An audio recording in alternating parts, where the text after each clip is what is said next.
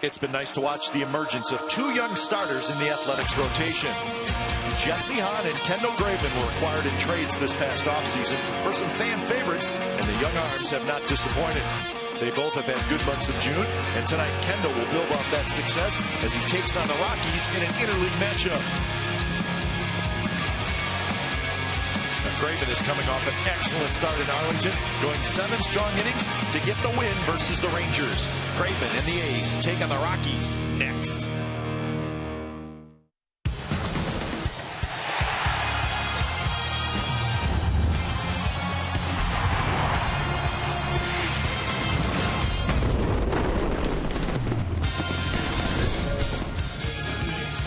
Beautiful night for baseball, and it's interleague baseball coming up from the COL Coliseum. The Rockies are in town, and they are always dangerous offensively. Tulowitzki, Arenado, a couple of the big bats in the middle of their lineup, and the job to slow those guys down tonight will belong to Kendall Graveman. The young right-hander's been pitching extremely well for the Athletics. So it's the first of a 3-game series, the Colorado Rockies and the Oakland A's, coming up right here on Comcast Sportsnet, California.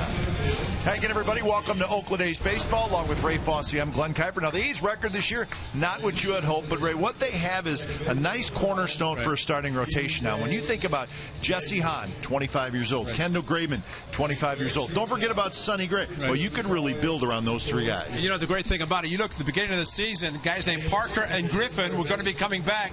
How about these guys? Hahn and Graveman were maybe going to be here, and maybe when those guys came, what would happen? But these two have done a tremendous job. Graveman, who's pitching tonight, has done a tremendous job since returning from AAA, where he went down for a few starts. And for Jesse Hahn, we know what he's capable of doing. This young man can pitch. He's got a great sinker. He throws a lot of ground balls. He's been pitching very well. And it's amazing how much he learned talking to Barry Zito. When he went to Nashville, Zito took some time with him. He has come back and been a different pitcher. Now, around Major League Baseball, there are hot hitters, and then there's Nolan Arenado.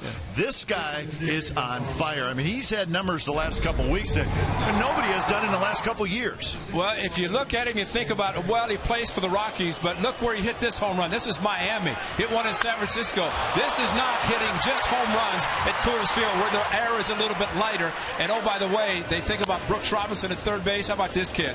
2 Gold Gloves, and he's already won. He's going to win a lot more. He can play both sides of the baseball. So, yes, I'd say maybe pitch around somebody, pitch around him, because he's hot. Yeah, indeed, he is. We don't see him a lot, but he is one of the best all-around players in all of baseball. So 2 of the highest-scoring teams in Major League Baseball set to square off tonight here at the Coliseum. It's the Rockies, and it's the Athletics. Interleague baseball from the COL. We'll give you lineups, and then we'll have first pitch in just a moment.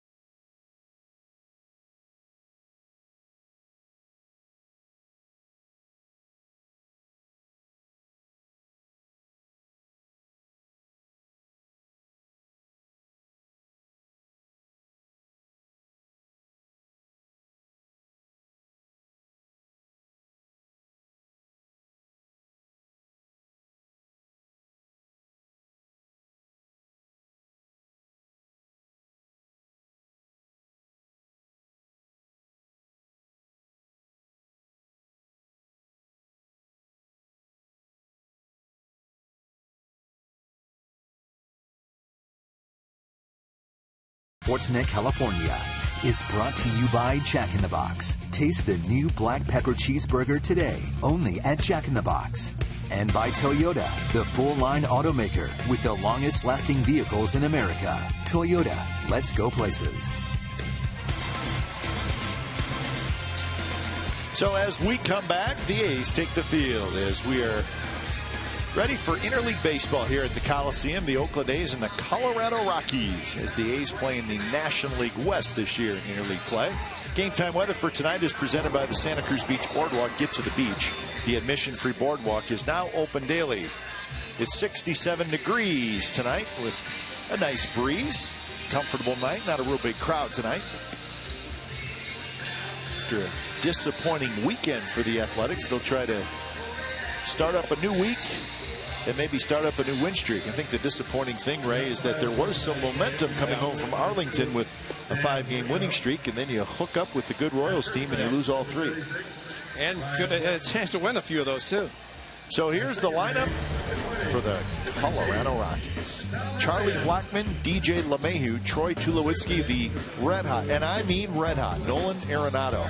Then it's Carlos Gonzalez, Will Rosario is the DH, Ben Paulson at first, Nick Hundley the catcher, Brandon Barnes is your left fielder. Kendall Graveman on the mound for the Athletics and making his 12th start of the season. And for him, he has pitched unbelievably, as we have detailed many times since returning from AAA. Great to see him settling into the rotation, taking the ball every 5th day, and continuing to throw a great sinking fastball, keeping the ball in the park, on the ground. And that's always a plus for anybody. Kendall Graveman, of course, in back-to-back starts, gave up just 3 home runs, but did not give up any in his last start against the Rangers. Here's the A's defense. Zobrist, Burns, and Reddick in the outfield. Laurie, Simeon, Sogard, and Davis on the infield with Vogt doing the catching. So Graveman's ready, and so is Charlie Blackmon. And so are we. Rockies in town as the long homestand for the A's continues. Rockies for 3, and then the Mariners for 4. First pitch of the ball game is a sinker down and away to Blackmon, hitting .277, 9 home runs, 32 RBIs. Good on base percentage. He's a base stealing threat. So with this powerful middle of the lineup for the Rockies, this is a good guy to keep off the bases. Dan Bellino calling balls and strikes. Ryan Blackney is at first. There's your crew chief, Tom Hallion. He's at second. Alfonso Marquez is down at third.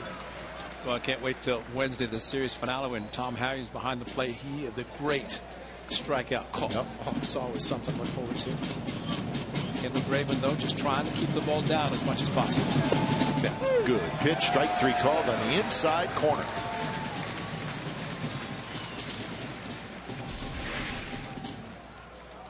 Get rid of him. That's a good umpire. He doesn't want any white lines. He can move around wherever he wants to. And catcher usually eliminates the lines in the batter's box as well. And especially if he has somebody who wants to get deeper in the batter's box, he'll eliminate the back line, just like this home plate umpire is doing. He won't even have a meeting till he's finished. Claywood and his crew did all that great work, and he just eliminated it.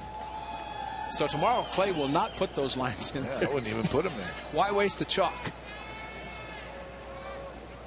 That is, unless Ryan Blackney decides he wants to keep those lines in there. Now they'll be there. This is DJ LeMahieu, the second baseman. 1-1 the count to LeMahieu, hitting .309, 4 home runs, 33 RBIs. There's your Sunfield in right field, just for a little while anyway. Center field as well. The thing about Graveman, and it pitches the movement, the first pitch to Blackmon, then he struck him out on the 2-seam fastball, and he's getting the movement, not necessarily down, but a lot of side-to-side movement. And of course, then he can get the ball to go down, which he just did on the 1-1 pitch, the ball that was beaten to the ground. So a lot of movement, and that's all you need with just the one pitch. Popped foul up over the Rockies dugout. A's come in 34-44 after being swept by the Royals. This is their second interleague series. They took 3 out of 4 from the Padres just a little while ago. Tap up the middle, but Sogard's there. Straightens up, throws low. Davis digs it out. 2 outs. And Eric Sogard said, "Thank you, Ike. You just saved me an error." And that's what a good first baseman can do. I always say it. And it's a position that people say, well, it's easy to play. But this is why a first baseman is important. Sogard threw a sinker. Ike Davis reached to his right, picked it. And that keeps a runner off base. And, of course, if Ike Davis misses it, it's into the dugout. At least an extra base, maybe two. So a nice pick at first by the good hands of Ike Davis. And he is thinking, just kind of overthrew it a little bit, did Eric Sogard. So here's Tulowitzki, who takes outside. Remember, though, Sogard started shortstop yesterday. That's right. So maybe had to get familiar with the shorter distance at second base. 313 the average for Tulowitzki. A little bit low, 2-0. Tulowitzki grew up in the South Bay, so he's home and gets to come home a lot, obviously, playing in the National League West, but gets to stay home for a week this time, as the Rockies were just in San Francisco. 6-7 days stay in one hotel. That's very odd, but nice. And in fact, the Royals were staying at the same hotel while they were playing here. That's right. 3-0 pitches on the inside corner strike. Tulowitzki, you know, just from the Bay Area, and always like to talk to guys like Walt Weiss, who's the Rookie of the Year, Rockies manager, third season, great shortstop for the A's. Tulowitzki said, "Yeah, I grew up listening to you guys." I said, "Thank you." The listening part's okay, but not growing up. But he did listen to the A's and watch the A's growing up in the South Bay. So he gets the 2-out walk, and here's baseball's hottest hitter, Nolan Arenado. And if you haven't heard a lot about him, third baseman, he's terrific. Just check Cincinnati in July in a couple of weeks, because he'll be there. And if it was just on statistics, he would be the starting third baseman, although the young man in Cincinnati's got a bunch of home runs too, Todd Frazier. But he will be there. You are correct. 24 home runs and 68 RBIs and a .293 batting average. 33 homers, or 33 RBIs and 12 homers this month. And he does not get cheated. He lets it rip. Well, that's a good location. Outside fastball, his first two, great location. One missed, the second one a strike. So maybe a good idea to stay away, because he's got a slightly open stance. If he unloads, then let him unload like that. Miss a pitch away from him. And I think it needs to be pointed out as well. We know all about Coors Field, but he's got 15 home runs and 37 RBIs on the road. Both those numbers, the most in baseball.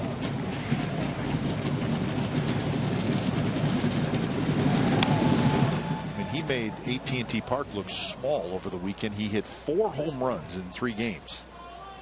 4 homers, 8 RBIs in 3 games. Well, the two that we showed in our open, one in Miami to left center, the one in San Francisco left center. And, you know, if there's ever a time not to try to make a mistake inside, it's to him to stay away. Let him try to do that. And he did reach for it. Lofts it into right center. Reddick in and over. He's got it side retired. So a 2-out walk, nothing else. A's come to bat in the bottom of the first.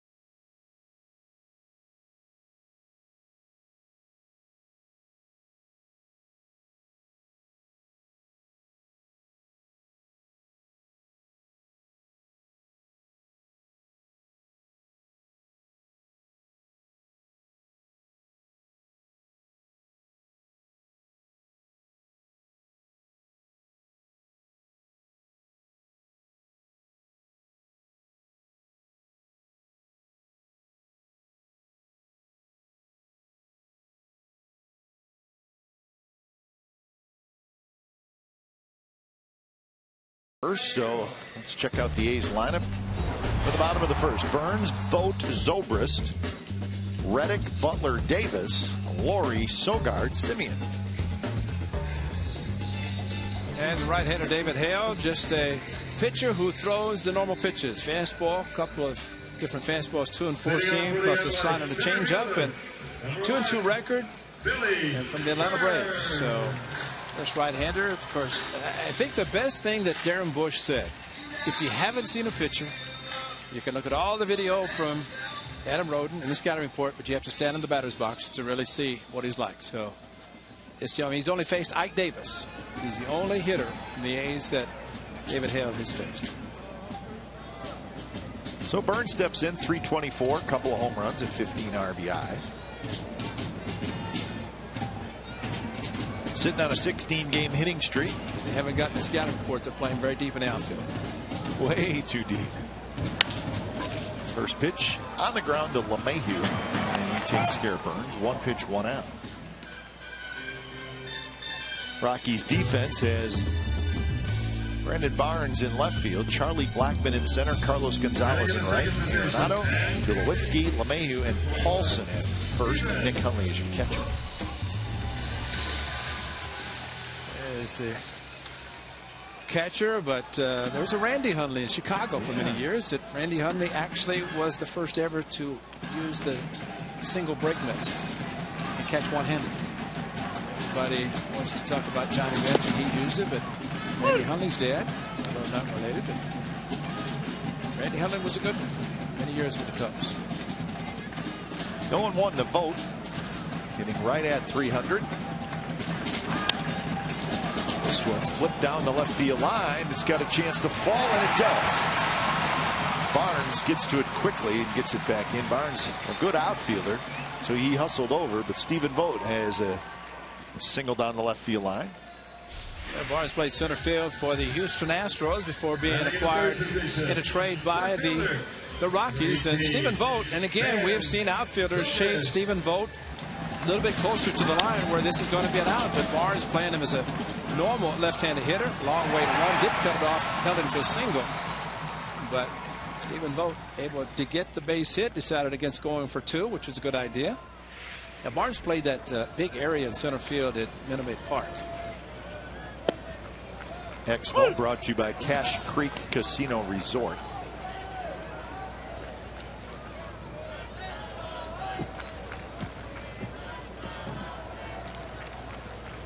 Reached base in all 37 home games. How about that?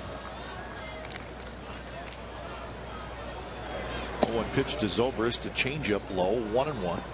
Zobrist 256, 5 homers, 29 RBIs. Reddick to follow here in the bottom of the first.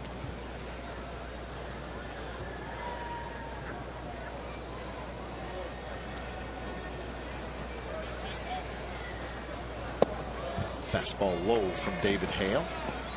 Hale last year opened the season actually in the Atlanta Braves rotation, but after the first month was sent to the bullpen and then pitched the remainder of the year in the bullpen. So that was his first full year in the big leagues, and then traded in January to the Rockies. In for a strike, 2-2. It seems like every time you think of the Rockies and pitchers, you think of sinker ball pitchers, just because they want to try to keep the ball on the ground with a light air. Walt Weiss knows he's third-year managing.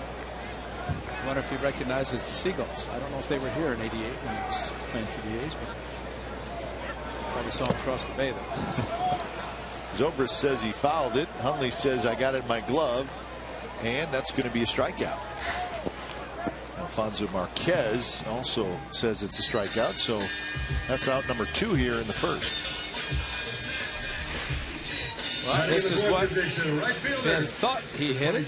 Actually, the catcher's mitt was turned to the side by Hundley, kind of a backhand. He might have trapped it in the ground too. Caught it initially in the webbing of his glove, but let's see if the ball goes straight down. Yeah, he got it in the webbing. Reddick rips one to right field. Gonzalez turns around, and that baby's gone. Reddick on the first pitch. A bullet to right, and the A's lead 2-0.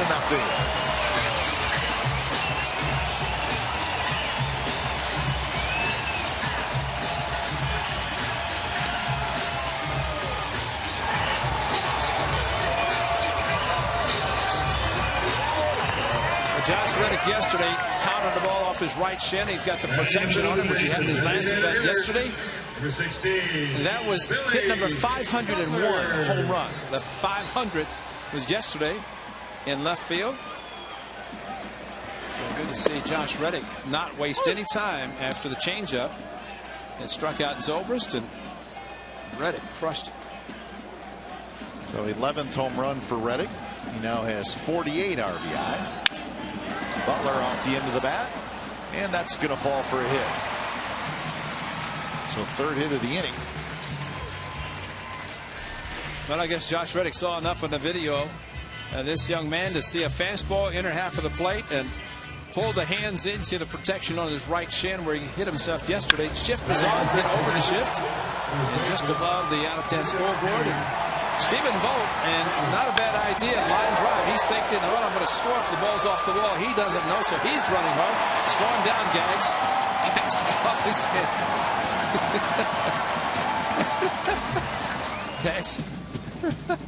But that's after he sprinted to third. It's all right. When in doubt, run hard. Just in case. He did want to make sure he's going to score if the ball's off the wall, which good idea for Vogt. Sure. What do you say? Don't sleep on the speed? Don't sleep on the speed. Okay. 0-1 to Ike Davis, 264 with a couple of home runs. So an early lead for the Athletics.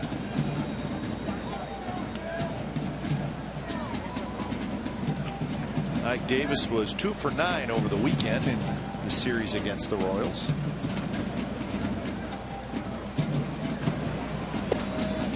Changeup misses outside.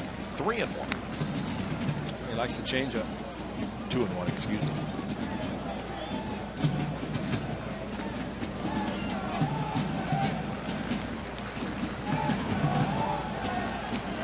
Then Paulson is going to play behind Butler. He wanted to make sure David Hale knew that.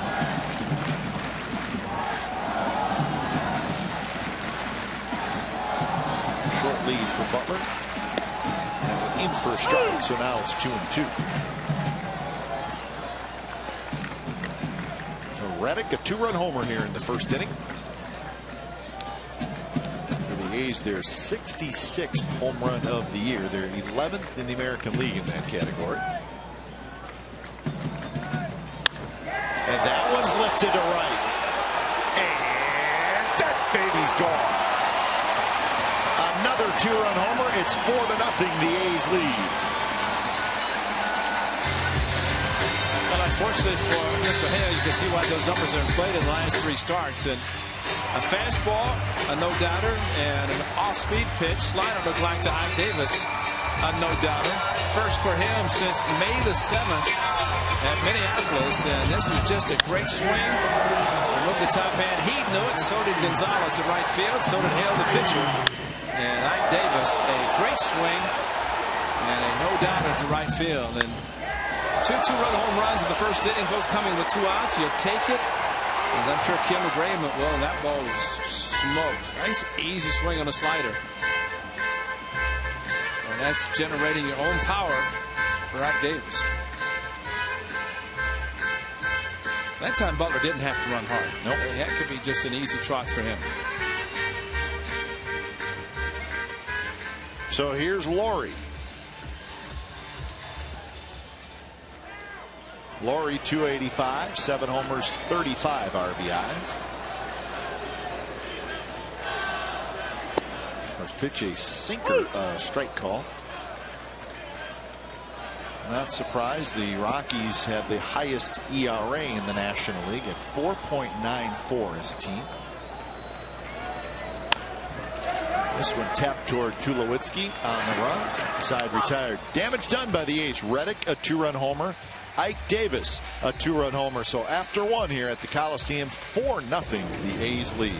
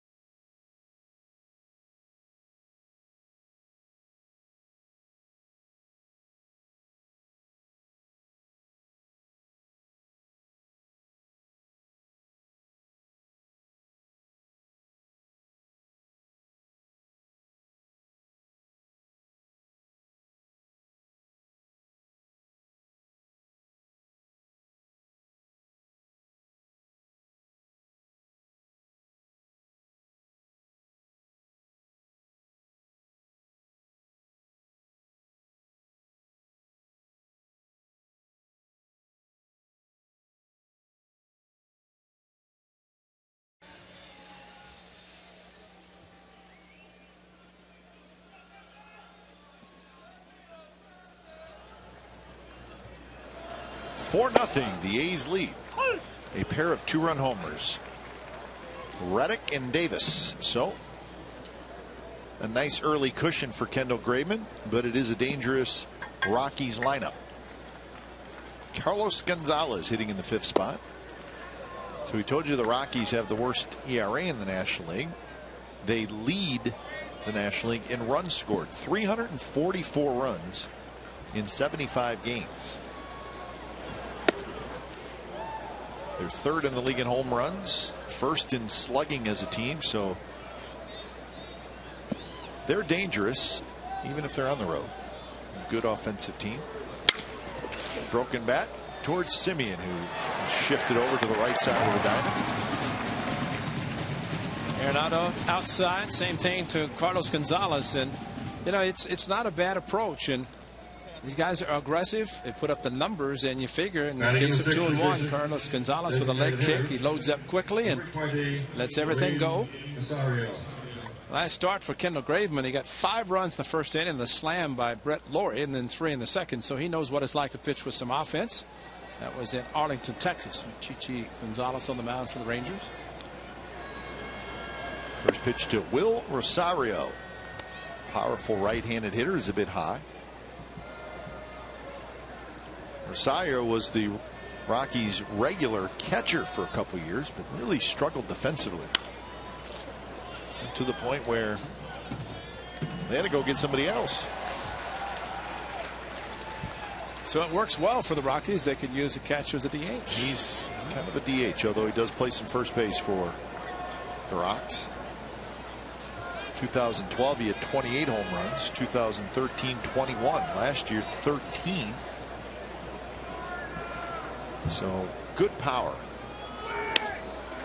And this one's popped up towards Semien.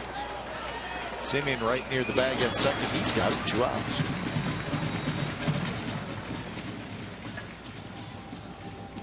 Batting in the 7th position. So that'll bring up Ben Paulson. Number 10, Ben Paulson. Rockies are playing without 2 of their really important offensive players. Justin Morneau is on the disabled list. Some concussion issues again. He had a good year last year for them. And Corey Dickerson has a foot injury. Dickerson hit 23 home runs. Boy, you put those 2 guys in this lineup, that's pretty scary. What you got to talk about Todd Help? Todd Help. He gone. He retired.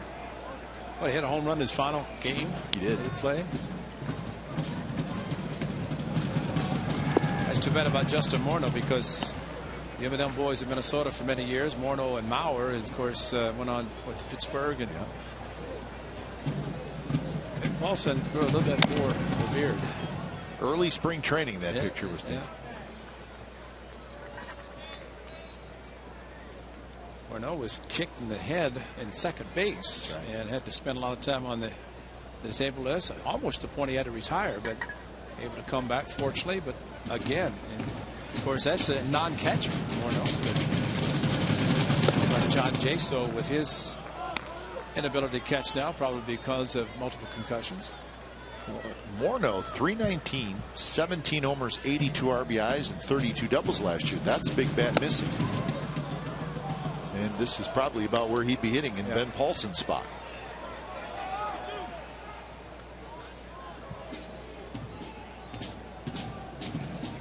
Hey, where's Patrick Wall's number? Didn't he play for? That's right, 33. Line drive against the shift in the left field for a hit. So Paulson with a 2-out single. First hit for the Rockies. Well, there's a case with a shift, and we talk about it, but the pitcher in this case where Graveman on 3-2, great job of hitting by Paulson because the pitch was up and away. He not pulled it into the shift. He went against the shift with the pitch away and goes very strong in left field. Only one Laurie in the shortstop position.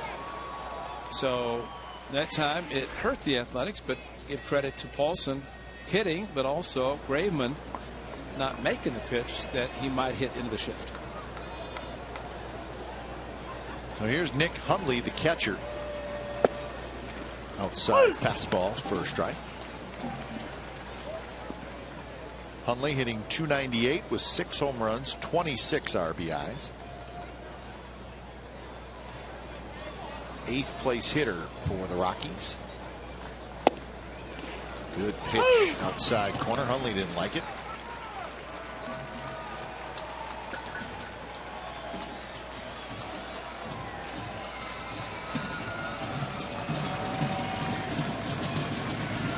Graveman ahead 0-2.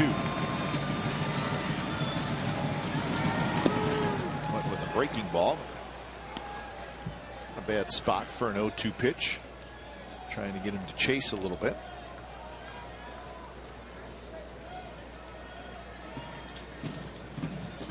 Defense straight away for Hundley. Isn't that pretty to look at and see all those guys positioned?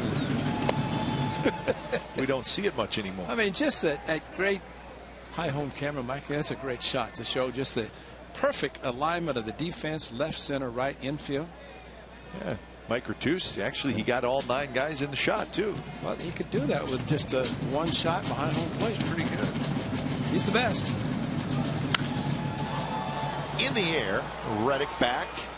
He's got it side retired. A hit and a runner left. Bottom of the 2nd coming up. It's the A's 4 and the Rockies nothing.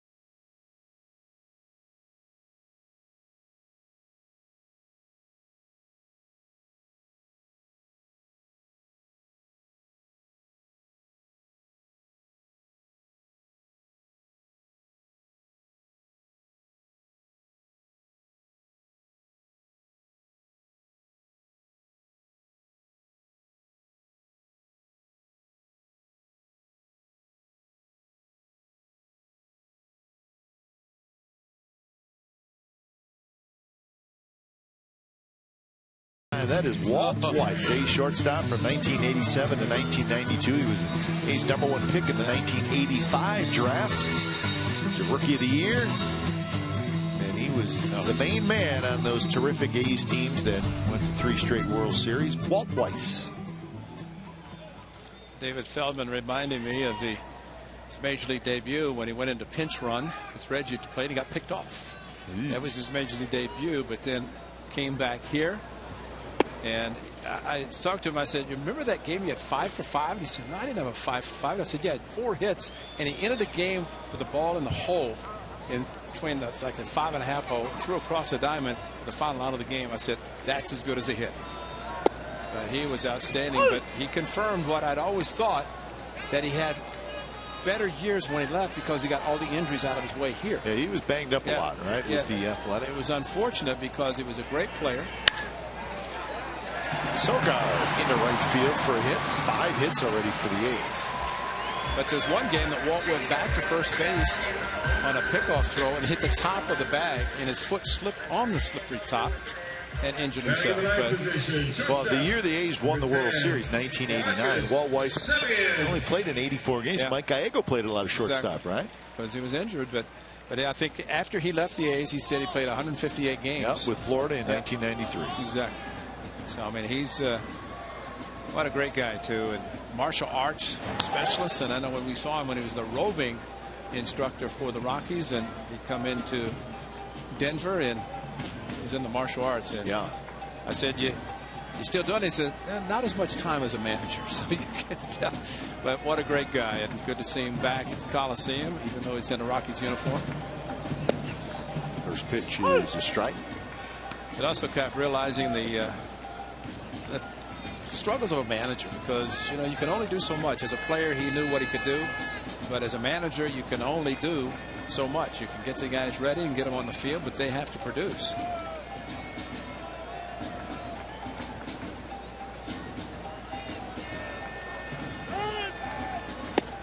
Late timeout call, and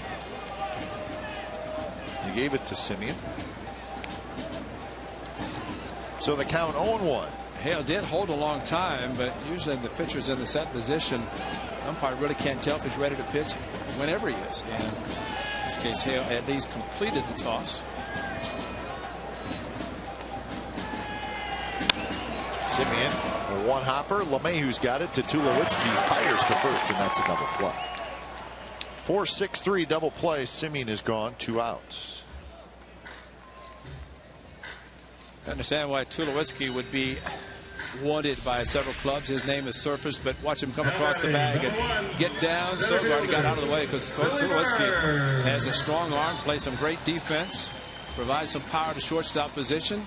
I think that number 2 is because of one guy named Derek Jeter. And I think more than anything, he's happy just to be healthy. Well, if he stays out there, he's one of the best players in the league.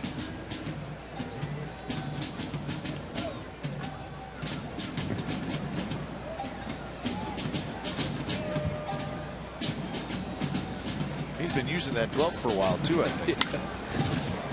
Get some work here. Handles it in between high. Side retired. So the double play helps out David Hale, and we're through 2 at the Coliseum. 4-0 the A's lead.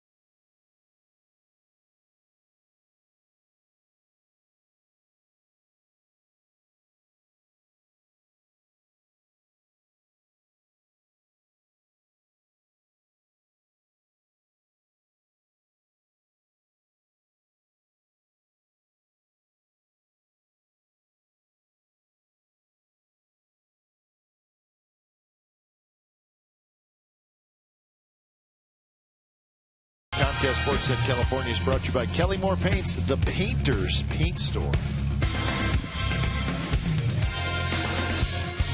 That's what the umpire did before the game even started. Yeah. Clay Wood's not happy. Well, I'm telling you.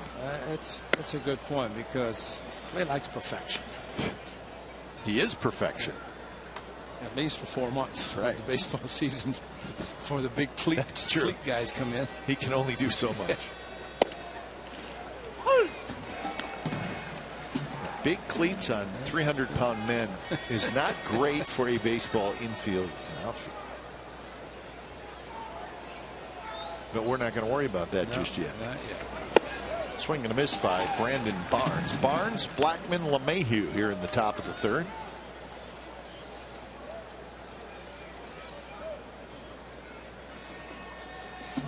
Graveman's ready. Vogt's ready.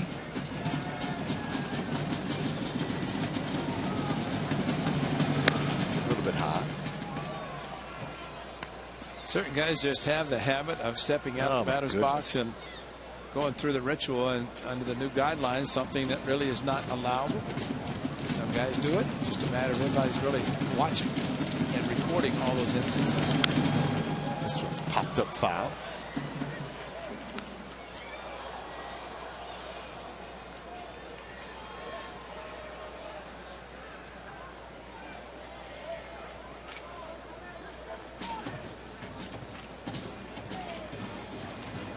So 2-2 the count. A walk and a strikeout through the first 2 innings for Graveman. That one bounced to Sogard. Barnes is fast. Sogard's going to have to get rid of it quickly. He does. Wow. See, that first throw got the cobwebs out and made the second throw a great one. This is a tough play as he knows the speed of Barnes up the middle, and so he grabs it, steps, really plants the right foot, and this is a great shot right there. Just planted and did not take an extra step, knowing the speed of the hitter, and that's an important part of the play to know who's hitting the ball. He can play. So 1 away for the leadoff man, Blackman.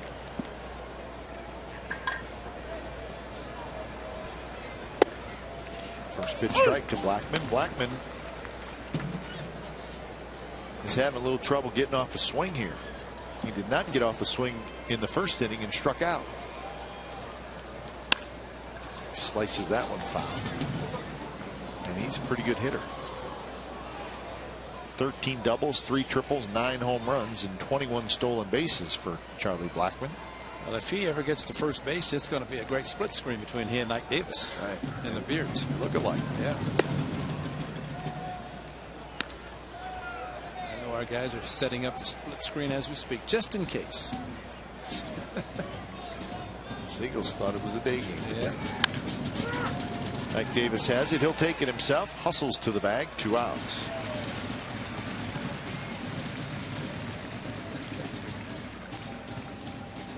So I got 4 ground ball outs so far for Kendall Graveman. Yes, you do. That's exactly right, and that's the kind of pitching you want. And as we talked about and talked to Graveman, actually he pitched a great game in Texas, 7+ innings. And I know you asked him about being able to pitch with a lead, and that's sometimes special because you have to, because you get a lead. You can just throw nothing but fastballs, and all of a sudden you're behind. The A's scored their 4 in the first inning, but second inning they didn't do anything, and that's an important thing for an offense to add on, and for Graveman to keep a 0 on the board as long as possible. Well, he got practice in his last start pitching with a lead down in Texas. Toward Laurie, waits for the hop, flips it across, and retired. 3 up, 3 down inning. Bottom of the 3rd coming up. It'll be Vogt, Zobrist, and Reddick. It's the A's 4 and the Rockies nothing.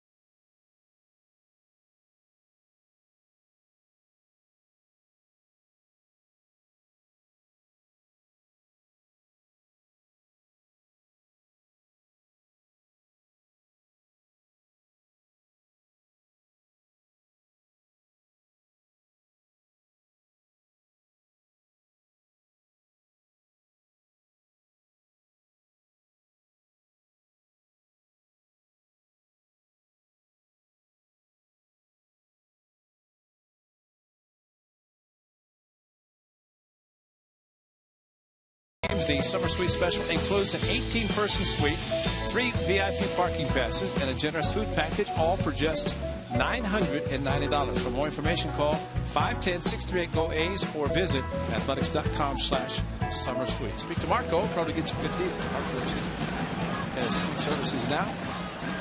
Michael Nash. We're back to Milwaukee. From Milwaukee. Is he really? Yeah, he got. Why don't I know that? Well, You got to get me in there. Well, he's gone. he left. He went back. He went to went back to Milwaukee, and so we'll see him next year. There's a rumor.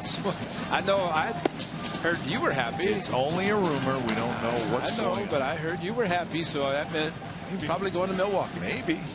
My partner from the Cheesehead State. That's right. We do play the National League Central next year. They got a 50-50 shot. I told Mickey Morabito, come on, Nick. And he's influential on that schedule. He is very influential, and I know he has his input. So ideally, Milwaukee and Chicago, Cubs and Brewers, right? So Vogt is retired. Juliana Zobrist, a professional singer, got a few albums, and she sang the national anthem tonight. The wife of Ben Zobrist, and talk about a happy husband. He just smiled, and the skipper Bob Melvin said, "Who is that?" She did a great job, and what was really interesting afterwards, Ben went over to her, and there it is. And a great job by Juliana Zobrist in the national anthem. So I kept asking Ben, I said, I think she sang in spring training. I said, what about regular season? And next thing you know, here she is tonight. So great job. One of the better ones this year. That's right. Puts a lot of pressure on Ben. That's true. That thought it was nice for him to go over after the anthem. Of course, he was lining up, standing in front of the dugout as the players do for the national anthem.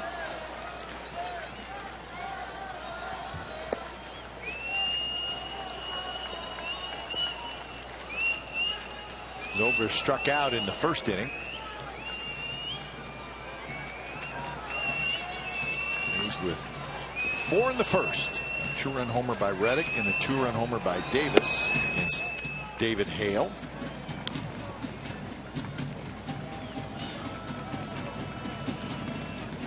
Well, that guy there got the A's on the board in the first inning. Ben Zobrist struck out, but then right after him, Josh Reddick with a 2-run home run. See, Hale might have been thinking, should have thrown the changeup to Reddick first pitch instead of the fastball, which he struck out Zobrist on. But Reddick jumped on the first pitch fastball, and since he banged his right shin, he's 2 for 2. Not that you want to do that all the time, you get more hits, but helped him out. More action for Barnes as he trots in. He's under it. Well, we hardly got to say anything because this happened so quickly. Josh Reddick with a bullet just above the outside scoreboard. Stephen Vogt showing the speed, running hard from first to third before he saw the twirling fingers by Mike Gallego.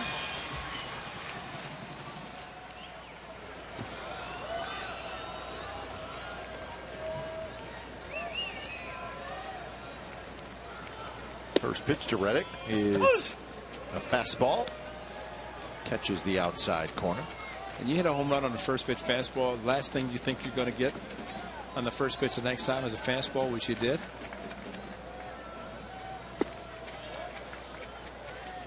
The home run for Reddick is 11th of the year. He's really had a nice first half. This is game number 79 for the A's. So after Wednesday's game, we will be halfway through this 2015 season.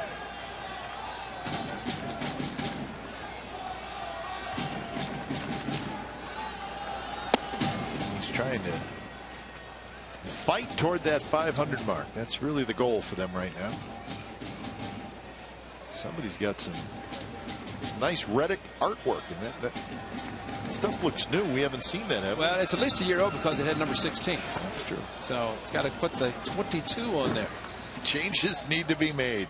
So Reddick strikes out. It's a 3-up, 3-down inning for David Hale. 4th inning coming up.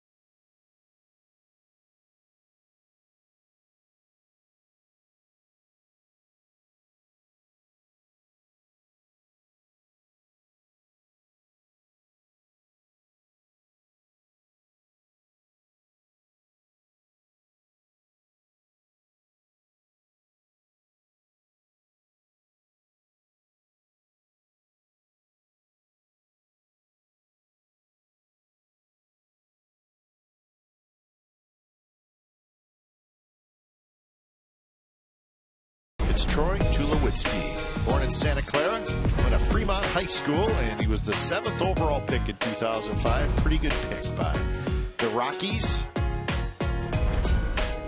He really is, when healthy, one of the best. Troy Tulowitzki. Look at those numbers as a shortstop. Typically, the shortstop position is not one that you get a lot of power from. Of course, Cal Ripken Jr. changed all of that. And he's in one of those situations in the organization where he's your star player. He's got a very, very long-term contract. And do you trade him? Do you keep him? What do you do? Now batting. Well, it sounded like, at least to begin of the season, the New York Mets were highly interested in it. But, you know, you have those kind of numbers offensively, and you know what he can do defensively. I mean, he's the complete package. No question. And, you know, clubs that can afford his contract, and, you know, I think you said it best, you get your star player, and a team is trying to build and win. What do you do? And out at second, and that's a double play.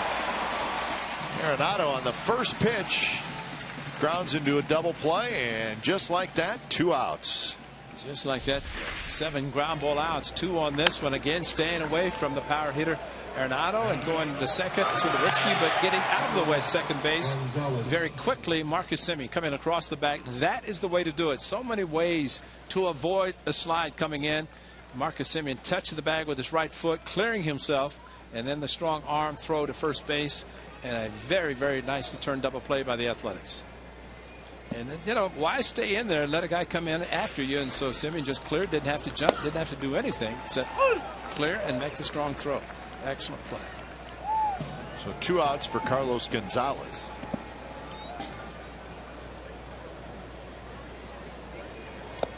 But, you know, on Tulowitzki, Ray, he's 30 years old, and he's got a contract that runs through 2020. So 5 more years after this year. Big money. 20 a year for a shortstop of his caliber. No, I mean, it's about the going rate. Exactly. I mean, they signed him to a long-term contract, expected to stay there and be the cornerstone, the building block of, you know, basically the face of the franchise. But it comes to a point, your most valuable player is not necessarily with contract, but production, and what can you get for them? Yeah, and in 2012 he played in 47 games. 2013 126. Last year 91. Yeah. So you need a guy like that to be out there 145 exactly. games. Yeah, at least. Yeah. And I don't think he has a no trade. I think it's, you know, a contract, and so basically the Rockies feel that they can get something for him that would help them as an organization, and I'm sure without having to absorb large portion of his. I mean, if you're going to give up a star player to get quality players in return, then the club giving them is going to have to eat the contract too. I mean, you would think. Yeah, and because you're getting somebody who could fit in nice and maybe line up offensively and a Gold Glove shortstop. Now we're just talking because we don't know what the Rockies are going to do. And it's hard for an organization to trade a guy who is the face of their franchise. Exactly. Not close, and Carlos Gonzalez with a 2-out walk, but that's that difficult decision of where you have a player like that, but you're not contending. Right. I mean, the Rockies have had 4 consecutive losing seasons, and this year they're 33-42. They were 66-96 last year.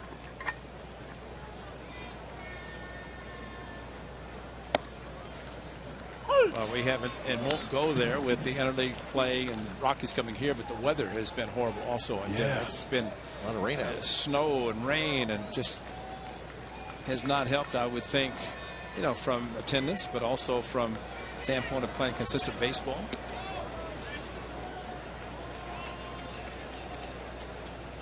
I'm just looking at their postponements here. I see 4 so far, and 4 in the first half of the season. That's a lot. I think they've already played some doubleheaders and makeups, right? Yeah, that's, you know, it just makes it tough. And you even go back to 2007 when they played in the World Series against the Red Sox. I mean, they went through and swept everybody Get the World Series, and they had about 7, 8, 9 days off and snowed almost every day. Couldn't even work out on the field.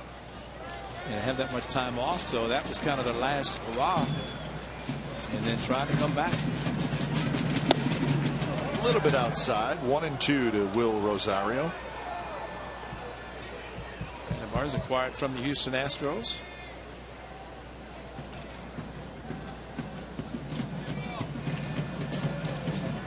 Rosario popped out to the shortstop. It was in the second inning.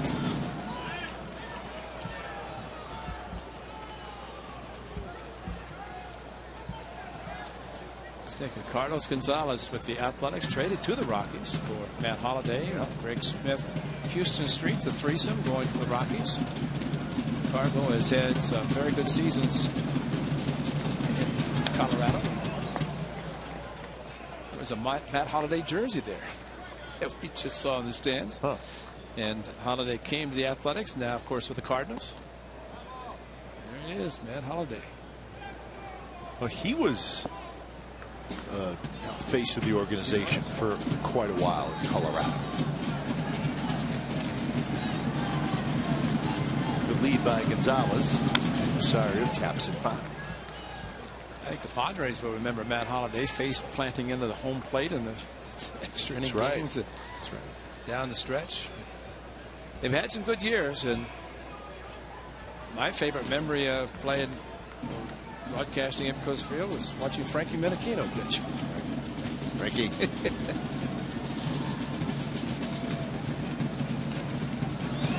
Swing and a miss. He struck him out. Took a little bit off. Second strikeout for Graveman.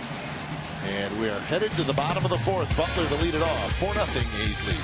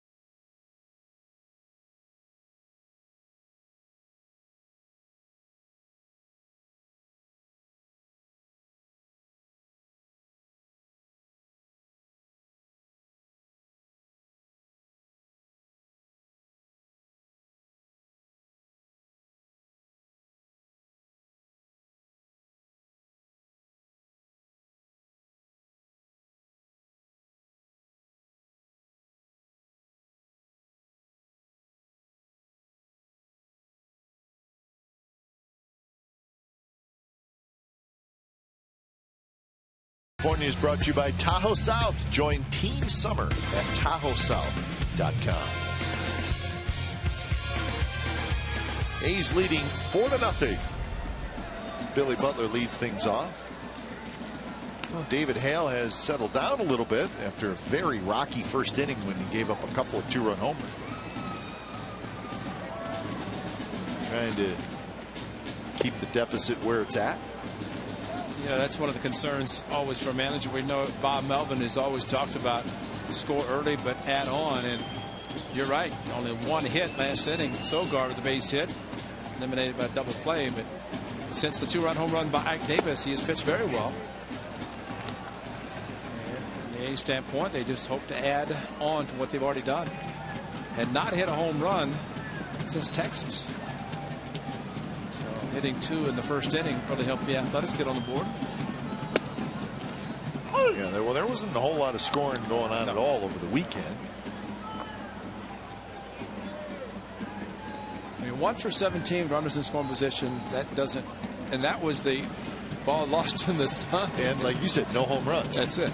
So it's a good way to start back to that. That one's hit well to center. Blackman's back. He's at the wall. He leaps, and that baby's gone. Butler goes straight away center for a home run, and it's 5-0.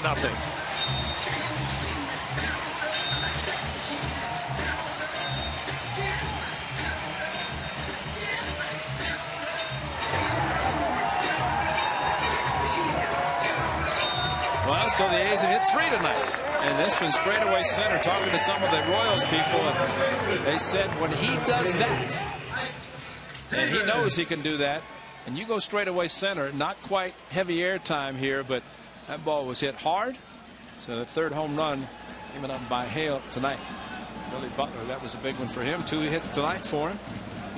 Between 4 and 5 home runs for Billy Butler. It took a month. Last one the 17th of this month. That makes him happy. Mike Davis swings at a changeup.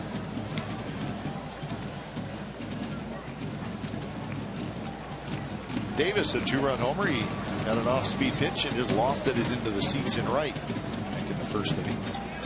Now you throw a slider to a left-hander and it stays right in his wheelhouse, even with 2 strikes. That's a perfect pitch for him to do what Ike Davis did.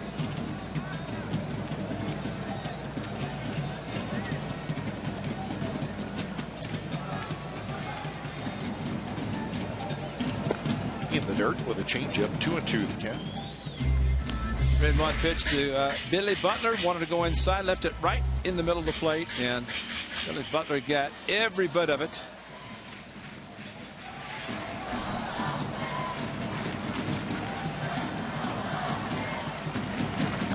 In the dirt, and now it's 3-2.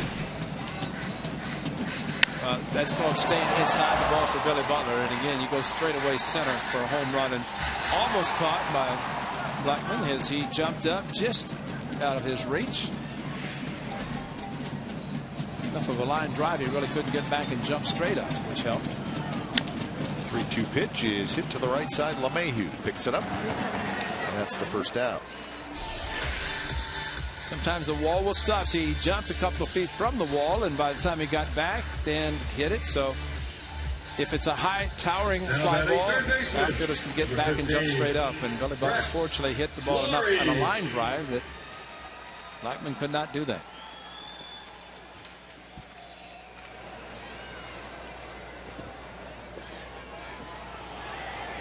First pitch to Laurie, down and away. Laurie grounded out to the shortstop to end the first inning.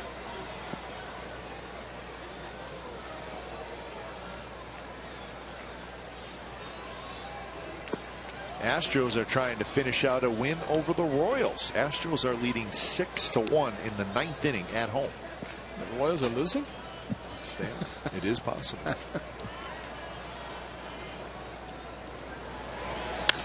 Laurie hits a high pop-up foul territory. Paulson, the first baseman, with a very long run, can't get it.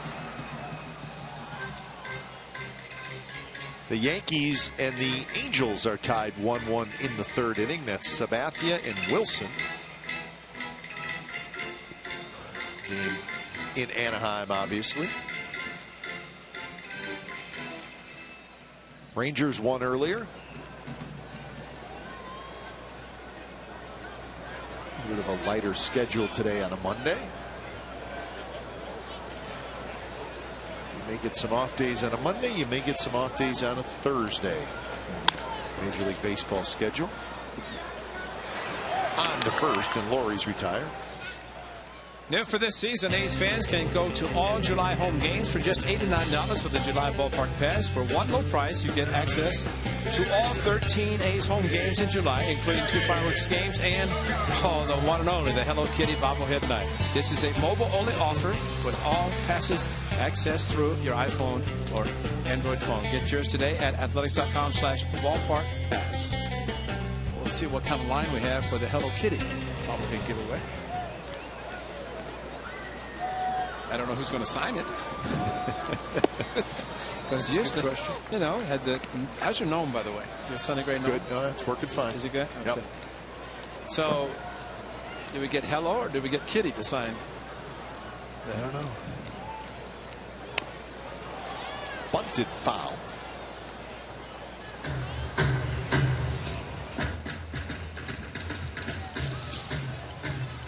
Sogard had a base hit in the second inning. 6 hits for the A's.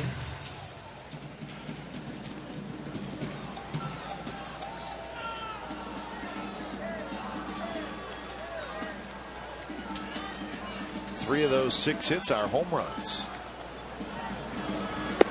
Swing and a miss and a fastball moving away from Sogard.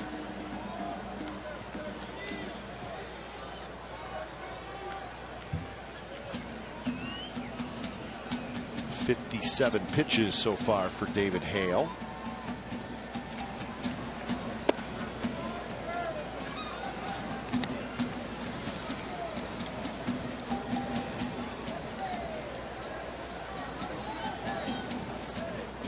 It's a quiet night at the ballpark, isn't Yes, it is. Just thankful the drummers are out there.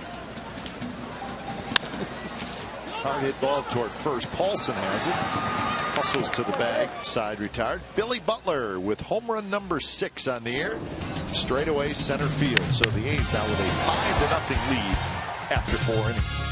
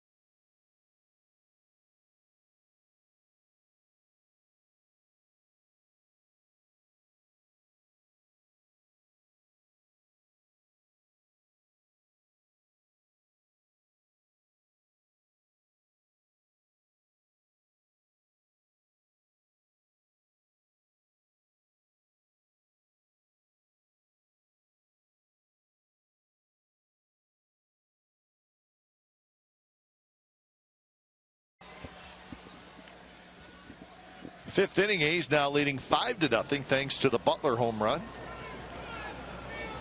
So Kendall Graveman, who in his last start had an 8-0 lead early, got a 5-0 lead tonight. We just had a Stephen Vogt sighting, got smoked by a foul ball. Of course. You don't even tell it anymore. You can't tell it. You just, oh well, it's just another nick. If he's on the field, the ball's going to hit him. Yeah. Maggot. 1-1 to Ben Paulson, who singled to left field in the second inning. Big, strong first baseman for the Rockies. Yeah, sometimes I think Stephen Vogt should just put the gear on and just stand out there and just offer anybody to come out and just hit him. You know. The bird, yeah. I mean, now the Seagulls, Reddick's got no chance up there. I mean, they are literally flying right in front of his face. And in all honesty, Ray, I mean, it could be a problem because they're landing now on the outfield grass. Reddick's got no chance out there. For some reason, they are circling him. Zobrist on the move, and it'll drop one hop in front of the bullpen up into the seats. But you know, the Seagulls come after the game usually, and occasionally we see them late in the game, but they're usually not this low, and they're usually not here this early. And a few players protecting their heads. That's right. Yeah, this is strange, and they're in the stands usually getting the leftover goodies, but I don't know what's on the field. Well, they are all over the outfield, and they're landing. And there's a walk. But the glove on top of the head is not a terrible idea. All right, CSN Authentic Fan Fridays are back at the Coliseum. Friday, the Mariners are in town. Get a ticket in our value deck behind home plate, an Authentic Fan scarf, a cheer card, and a $6 food and drink voucher, all for one great price. The best deal in Bay Area baseball is Comcast Sportsnet's Authentic Fan Friday. Mariners for 4. Thursday, Friday, Saturday, Sunday. A lot of fans taking photographs, not of the game, but the seagulls. We have to talk to Clay Wood, maybe, and ask him what he's putting on the field that all those seagulls are interested in consuming.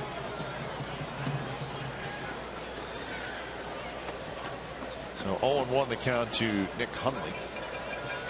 I wonder, Ray, if and we're not trying to dig too deep into this, but it's a very small crowd. There's not a lot of people here tonight, and you wonder if they're used to seeing a lot of people in the stands and maybe thinking it's getting late in the game.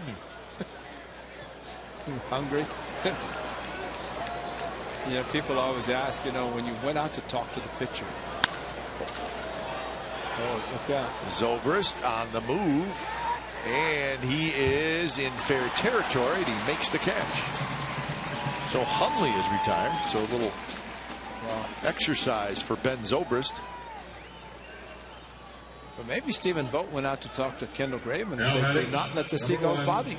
The way they're flying around, it's as low flying as they have been. That could be a distraction for pitcher, obviously for Reddick in right field when he put his glove over in his cap, over his head. And just like that, they're gone. Yeah, they're in the upper deck. So here's Brandon Barnes. Inside to Barnes, bends him back out of the way. 1-0. Barnes grounded out in the third.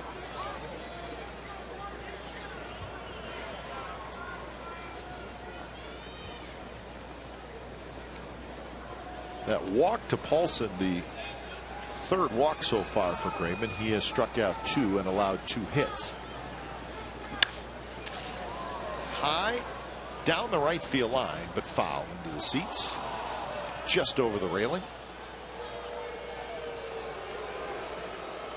Boobird's out down there in right field as the fan misplayed it.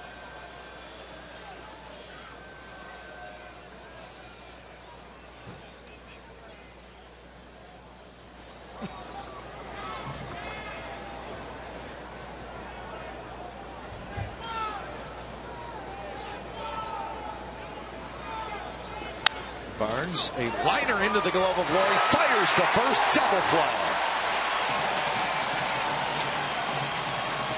So a line drive double play. A's will take it. Bottom of the 5th coming up. Simeon, Burns, and Vogt scheduled to hit. 5-0 A's.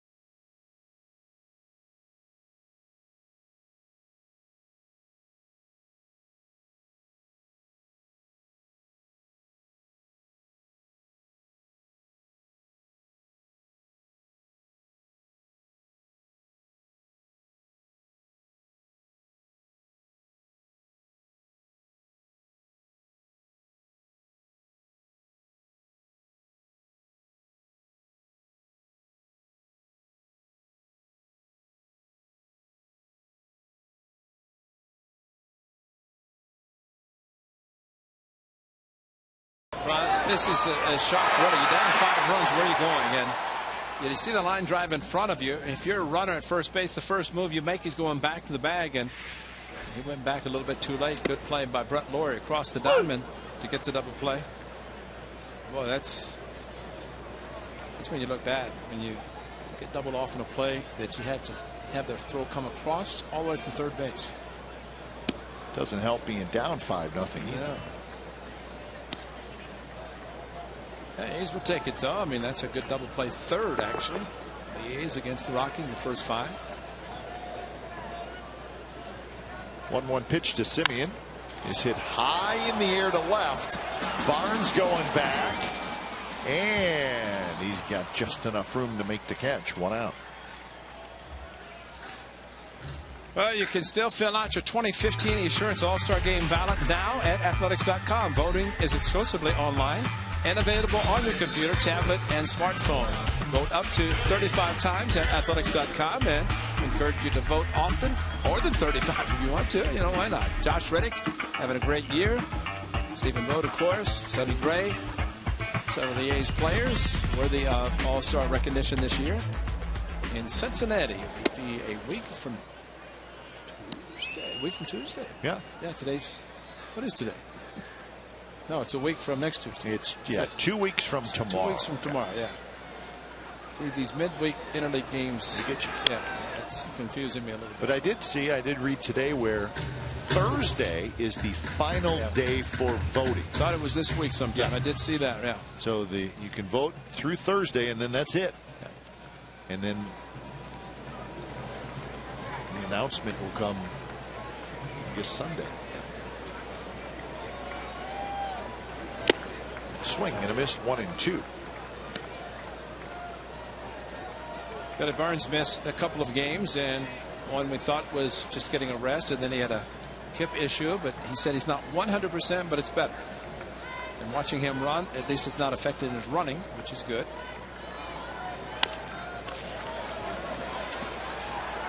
Fires to first, does Arenado, and they got it.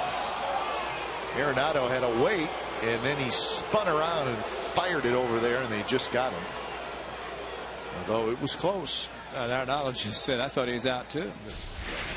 Billy Burns can fly, and saw Tulowitzki handle one the previous time, but to spin and throw and a bang play.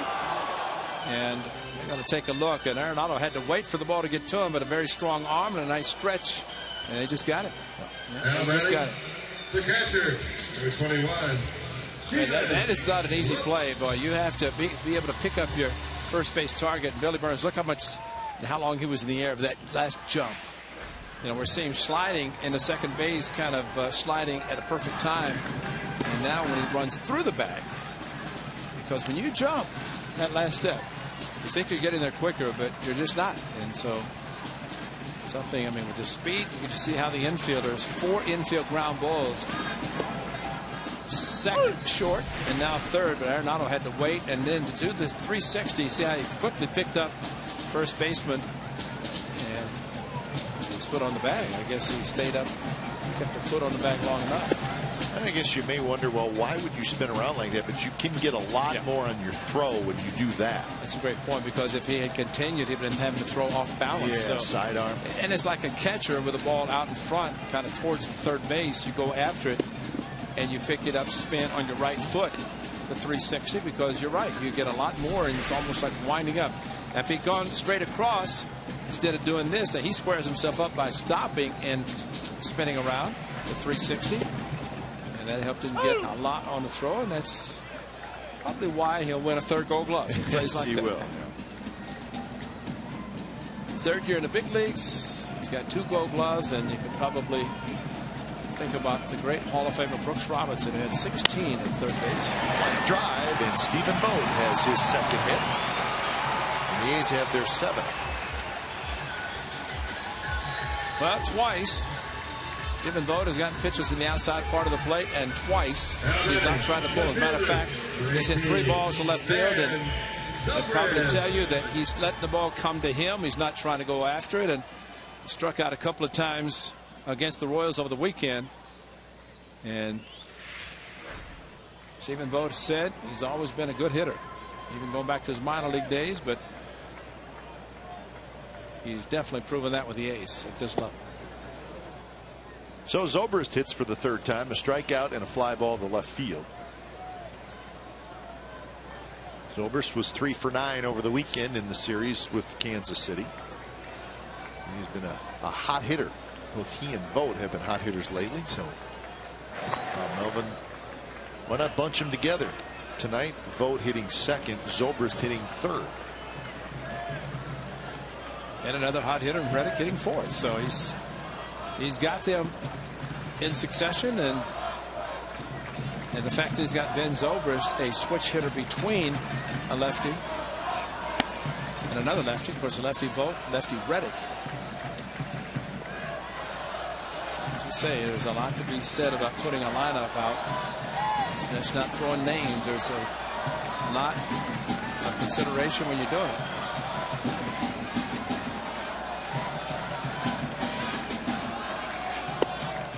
Pitch there on 2-0, kept it away from Zobrist.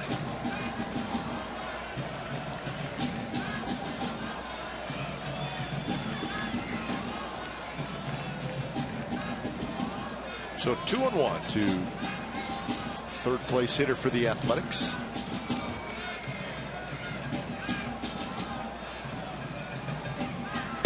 Swing and a miss, kept it away from him at 89 miles an hour, but had a little movement running away from Zobrist. Well, the 2-0 was that way. Same with the 2-1, and then trying to go to left field, and maybe that's why Stephen Vogt is going to opposite field. Lefty also. Of course, it was Reddick pulling the ball. Same with Ike Davis, the lefty. Hit hard. LeMahieu dives. He's got it. Flips to Tulowitzki to get the out. What a play by DJ LeMahieu. He was just able to flip it to Tulowitzki to get the sliding Vogt. Takes a hit away from Zobrist. Nice play. And that's how the bottom of the fifth comes to an end.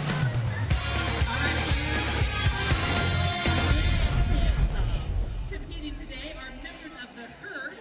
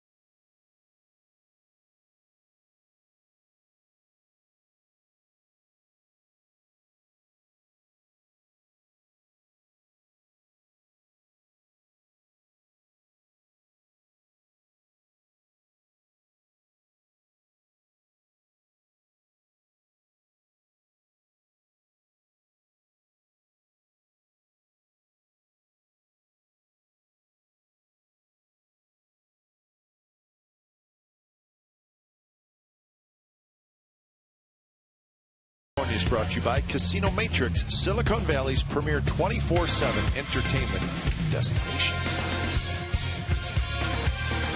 He's leading 5-0, top of the sixth inning. Maybe the top of the order for the Rockies, so Graveman will have a little challenge inning. Blackman, LeMahieu, and Tulowitzki. Blackman with a big swing and a miss. 1-1. He has struck out and he has grounded out. Kev, I think you said it best at the beginning of the game about the aggressiveness of the Rockies, and you can see how they swing. They get to count in their favor. They load up, and that's why it requires a good pitch by the pitcher. Graveman making those pitches, and especially on the 1-0 Blackman actually swung at a pitch out of the strike zone. Well, listen, if you play half your games at Coors Field, you're going to be an aggressive hitter. That's right. It should be. And Yeah, if you're not, something's wrong. A shot foul. The Rockies are 6th in Major League Baseball in total runs scored, but 1st in the National League. Blue Jays by far lead all teams in total runs scored, 420. It goes Blue Jays, Yankees, the Orioles, and the A's are tied for 3rd. Again, this is total runs scored. Astros and Rockies.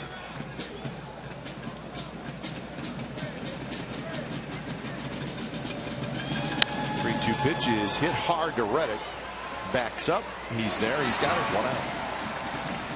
That's a good enough pitch on 3-2, a little bit towards the end of the bat, and while it left the bat looking like there's going to be a lot more, but kind of died, and mainly because of the end of the bat. Now batting, number 9. And that's aggressiveness, maybe opening up just a little bit with the hips and getting it towards the end to keep it in the park. Graveman doing a good job, just a couple of hits now through 4 1/3 innings. First pitch to LeMahieu is a bit high. LeMahieu has grounded to 2nd, and he has grounded to 3rd. Good pitch right on the outside corner.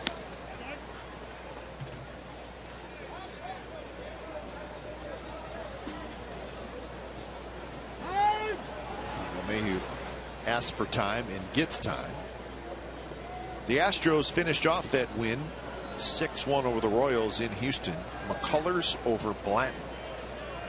7 strong innings from Lance McCullers, so the young man continues to pitch well, and Stephen Vogt got hit by a check swing. He will. Easy for you to say.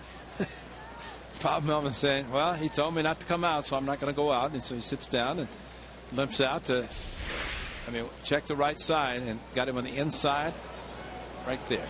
Of course, that's what happens. You go down to one knee and turn the other leg. You don't have the shin guards to completely protect. Look at the right thigh. Boom, right there. And that hurts. But he popped up, looked in the dugout, said, stay there, don't come out. And that's why Melvin, as a former catcher, said, I know the feeling, because you never want somebody to come out. Take the time to check. He's even trying to get as low as the target as possible, but it does open up some parts of the body. And it never fails. It's like a magnet. It's going to find the parts that are not protected.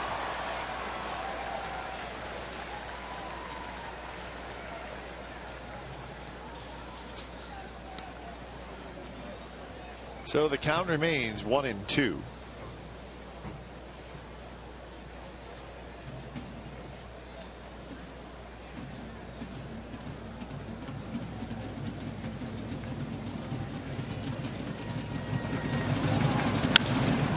Up the middle, but Simeon ranging to his left, charging a little bit.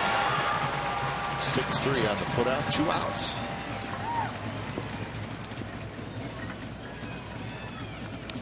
Marcus Simeon playing better at shortstop each and every day that he plays. You can see how much more comfortable, and I think the case of Simeon tonight, being able to watch a young man by the name of Tulowitzki, knowing that the career that he has had playing at shortstop, Marcus can only look at somebody of his status and kind of say, I want to be like him, because he's got the offensive possibilities as well as defense.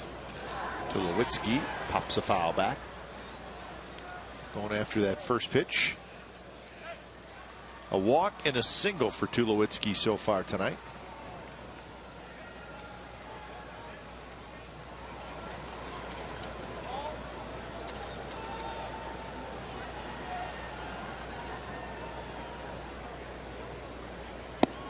Stayed away, did Graveman, with an off-speed pitch. Just 2 hits for the Rockies. Paulson's 2-out single in the 2nd inning, and Tulowitzki's leadoff single in the 4th. Tulowitzki was erased on a double play.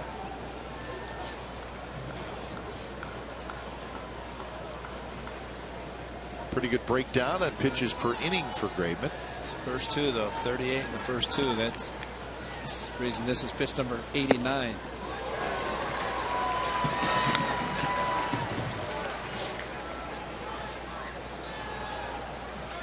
Today is Monday, no off days, so that means he would be pitching on a Saturday. And then the off day Monday to travel.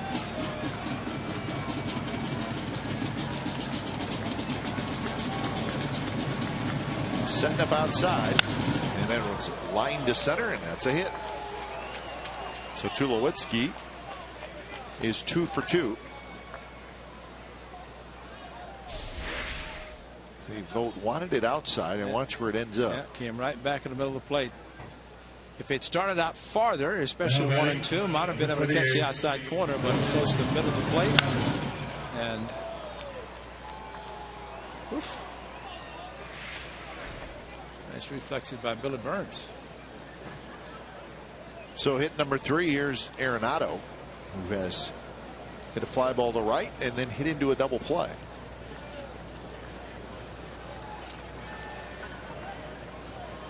First pitch is blocked by Vogt.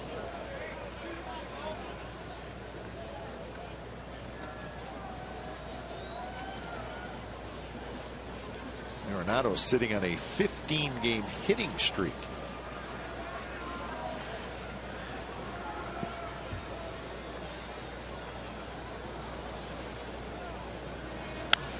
And a big rip at that one. Hits it high and foul, just underneath us. Does swing hard, and you can understand why he has hit as well as he has. Stephen Vogt did not see the ball, and a couple of pitches ago he had stood up and he basically twirled his fingers pointing up saying, "It's twilight, help." Help each other, and he needed help from the one he didn't see behind him. But it is that time of night, and when the ball goes up, you cannot take your eyes off the ball. There's a foul ball in there somewhere, but nobody can find it.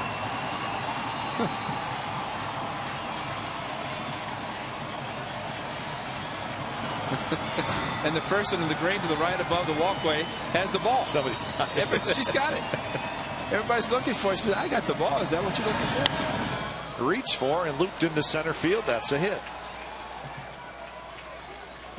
So back-to-back 2-out hits from Tulowitzki and Arenado. Back-to-back 2 strike hits also, and so staying away, and really Arenado just adjusting. Since they're going to stay away, he's going to have to put you out of the strike zone and going out and hitting to center field instead of trying to pull it on the ground to the left side. But that's also a hitter, Ray, where it looks like he's not thinking about being pitched inside. Right, exactly. And he does kind of dive into the ball a little bit.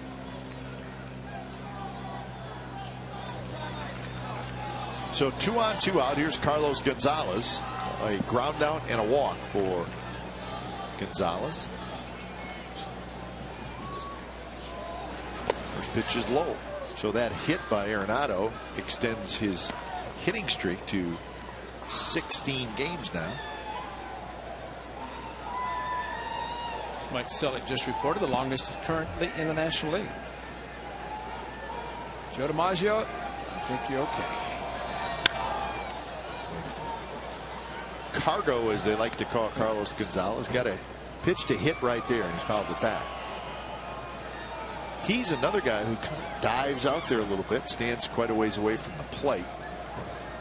And you think about coming inside, that's when he dives out there and then pulls the hands in, because he can hit some home runs at Coors Field, right field. Some long shots above that purple line.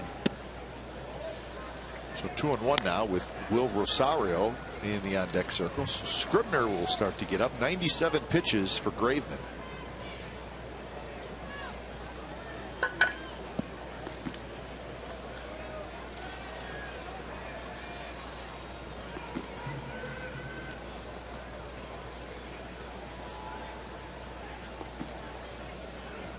Simeon playing right behind second base. Outfield playing Gonzalez to pull.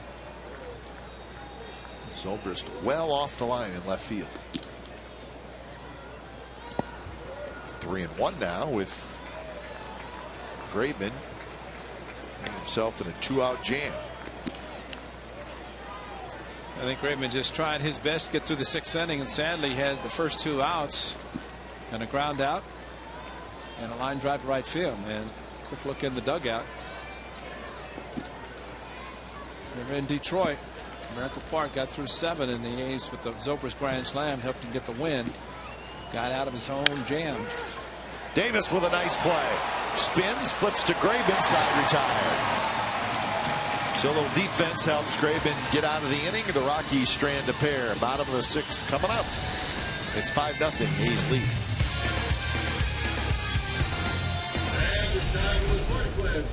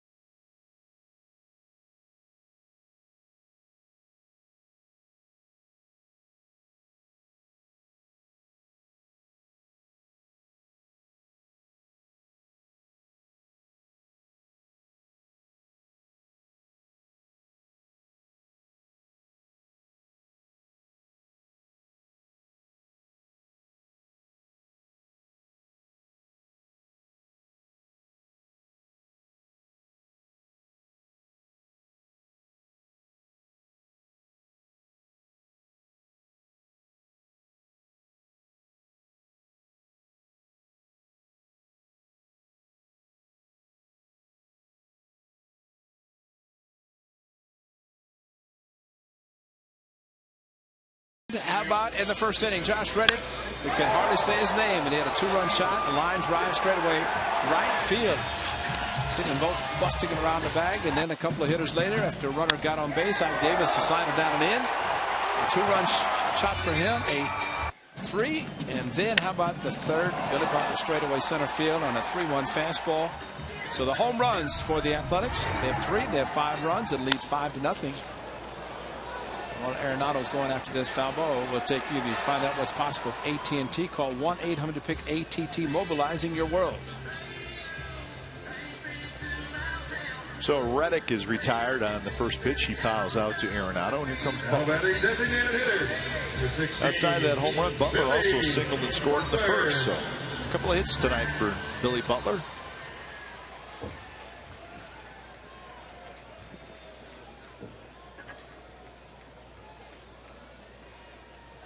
First pitch is a strike. Rangers beat the Orioles tonight 8-1 in Baltimore. Chu, Corcoran, and Moreland hit home runs. In fact, Moreland hit a pair. Mitch Moreland's now got 12 home runs. Rodriguez beat Norris in that game. We mentioned the Astros beating the Royals 6-1 behind Lance McCullers. We saw McCullers in his major league debut. He's pitched really well. He's got an ERA of 2.19 now. His dad's got to be happy. His dad should be happy. And the Astros must be thrilled. Yeah. Their minor league system is starting to show up at the big league level. It's making a difference. Arenado fires to first, and they get Butler. Lots of range from Nolan Arenado. As we said, he's first 2 full years in the big leagues, a Gold Glove each year. Big leagues, every play. Difference here, Kike, with Billy Butler running versus Billy Burns. Arenado, the same 360 spin, but as he made the spin, did not have a particularly great grip, so he took a little extra time and got the 4-seam and got Billy Butler, who dreams of having Billy Burns speed. As we all do.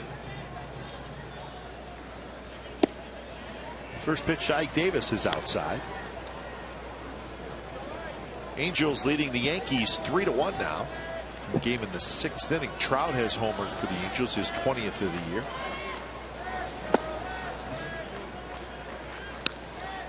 probably be going to Cincinnati also, don't you think? I think he's on the bubble. He's pretty good. He's on the bubble. Yeah, he's getting many All-Star games. That one is ripped toward left center field. Nobody's going to get it. So Ike Davis will hustle into second, and he'll make it with a double. So that's a good sign for the A's. Ike Davis, a home run and a double. The home run pulled, the double left center, and especially on the 2-0 pitch, you know, staying away from him, and Ike Davis going perfect to the opposite field with the pitch towards the outer part of the plate. A slicing action going to left center. There's your fastball and location. Hurry.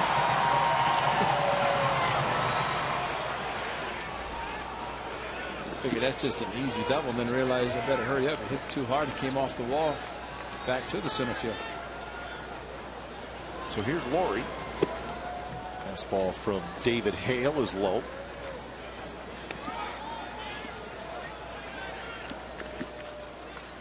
.342 the average for Brett Laurie with runners in scoring position.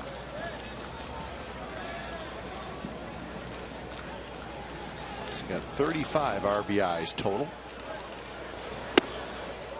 And now he's ahead in the count 2-0. Tonight, Laurie has grounded to short and grounded to third.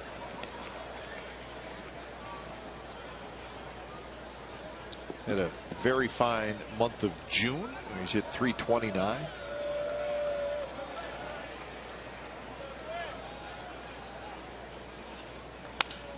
He reaches for this one and pops it up behind third.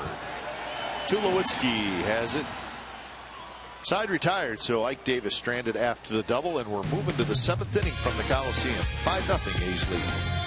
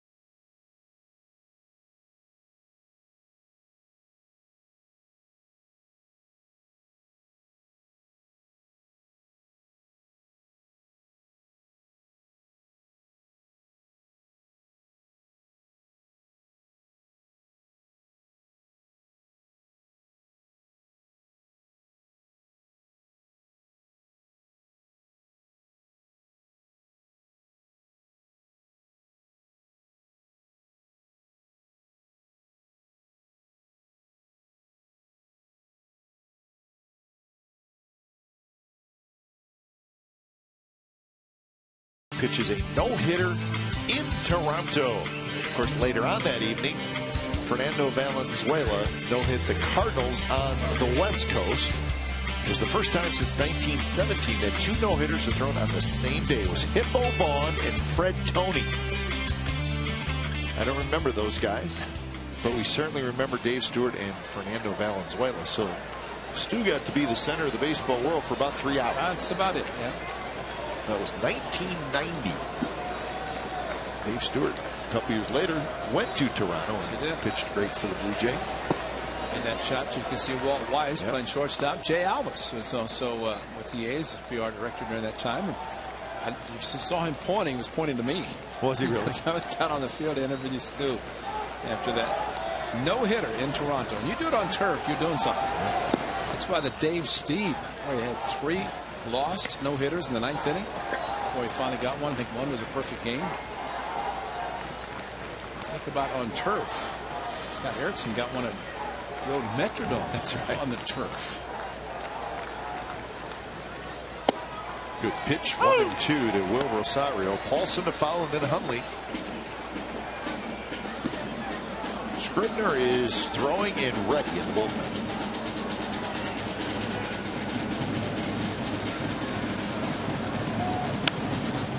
Pop up near the Rockies dugout and bounce up and into the stands.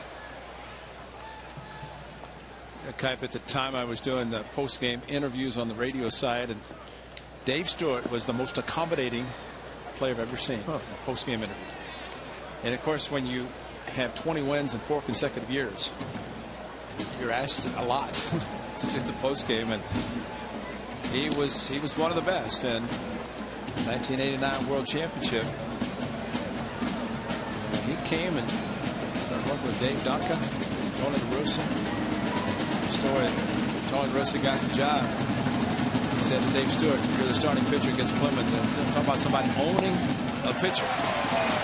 Dave Stewart owned Roger Clemens. So Rosario strikes out for the second time, and that's 3 now for Graveman, and that was a good sharp breaking ball. That's the pitch he was trying to throw, at least the location, to Tulowitzki when he singled up the middle. So with 1 out, Paulson will hit.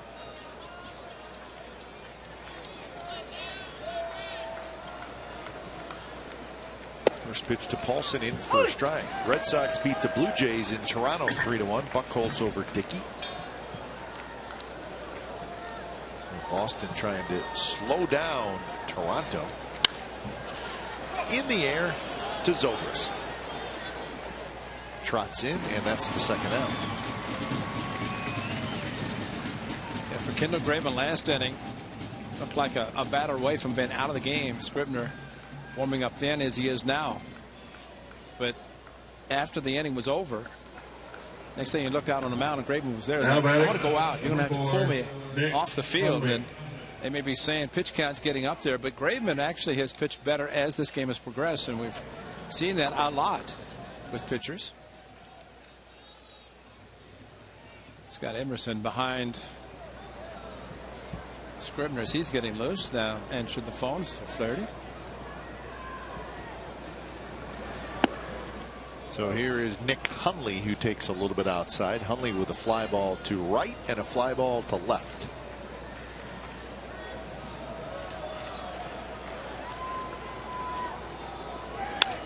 Up the middle, right past Graveman, under the glove of a diving Sogard, and Hundley has a 2-out single. So 108 pitches for Graveman. Follow through, reach down. That was hard hit. If you're a pitcher and that comes back that hard, you barely get your glove down. Sogard diving was not going to really make the play, but it needs a great effort. Getting ready for maybe with a runner at second base, trying to prevent him from scoring. So there's the lefty righty getting ready in the bullpen. So Barnes, the 9th place hitter, steps in.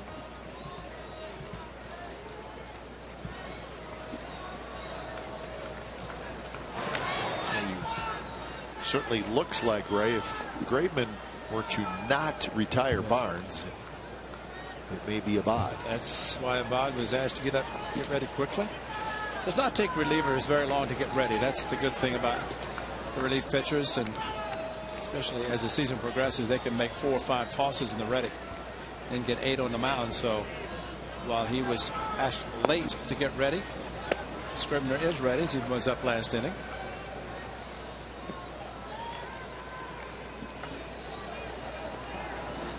Swing and a miss. Now here's a question for you. Graveman throws over to first. Hundley, a catcher. He's not going anywhere. It's 5-0. Is he throwing over there to give Abad a little bit more time? Is that possible? Maybe the sign from the dugout. Hey, but yeah, it's especially coming from the dugout. I don't know. Graveman would probably be just the opposite. Yeah, he would not. He would not be doing it on his own. Yeah. Now, in the past, you know, when guys did it on their own, that's one thing. But you're right. Coming from the dugout, he may be looking at Stephen Hoy and says, "What are you talking about? It's a catcher there. He's not going to be running."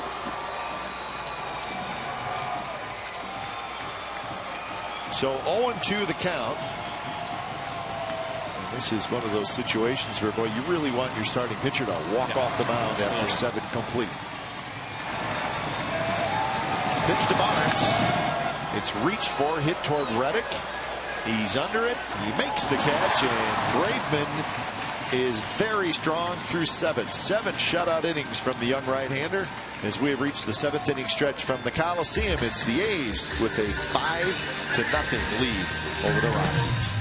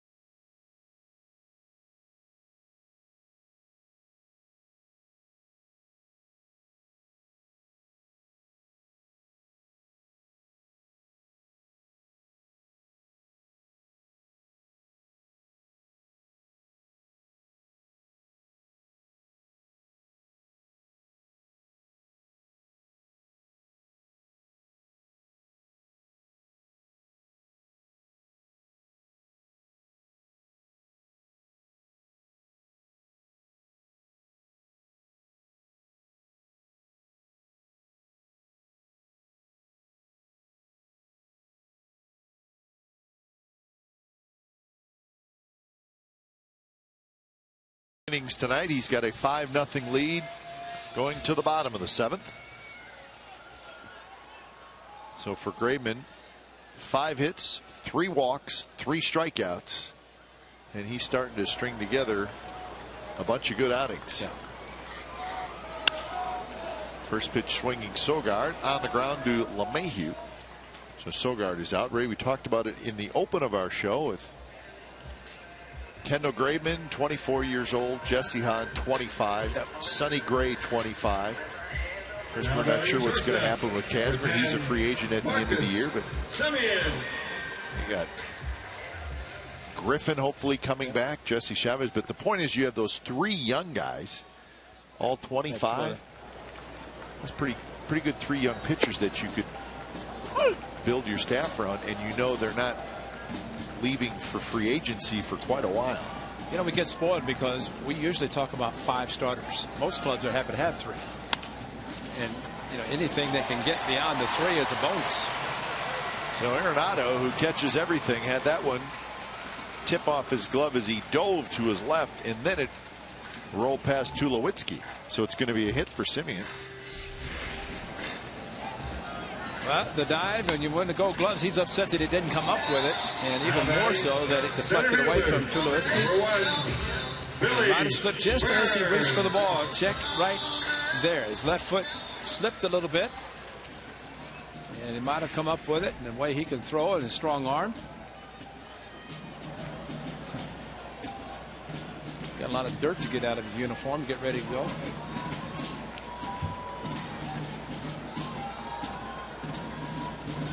So here's the leadoff man, Burns. Burns takes a fastball. Called a strike, Gray. What? I thought you'd like that one. Wow. Burns almost got hit. Catcher had to reach all the way across 17 to 18 inches from outside to inside. Dan Molina, where were you over the weekend?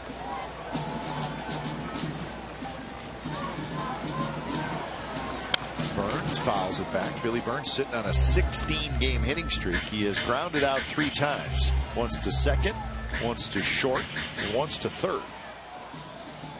Well, this is the 7th inning, and the A's have a lead. This could possibly be his last at bat.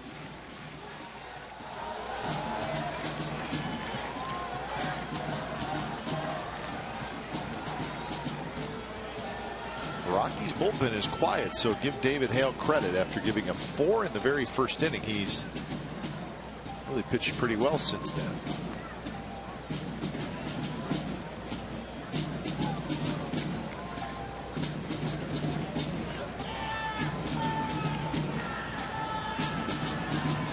Looking in the dugout for a long time.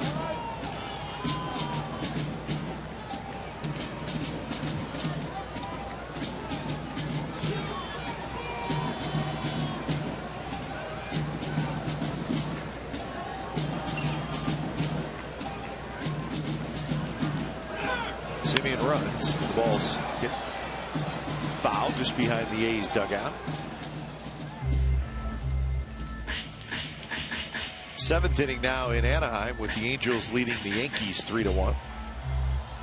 Indians beat the Rays earlier down in Florida 7-1. Young man Cody Anderson making his 2nd major league start. Had a perfect game through 6 innings in that one. He ended up getting the win for Cleveland. Burns slaps it foul, staying alive.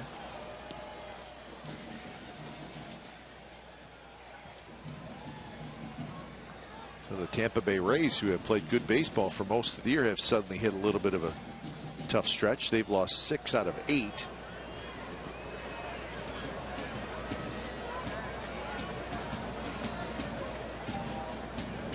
Oh, 2. See if Simeon runs again.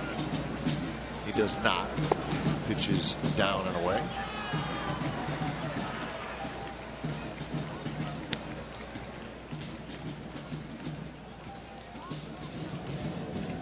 Christian Friedrich starts to throw, one of 2 lefties that the Rockies have in their bullpen.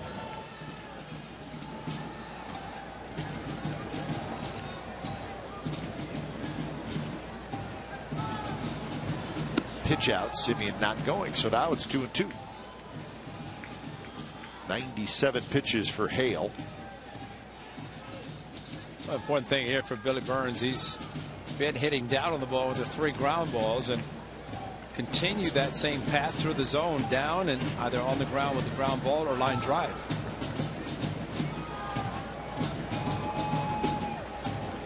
Simeon not running, and it's dribbled foul past Stephen Vogt in the on-deck circle. So Burns spoiling some pretty good pitches from Hale.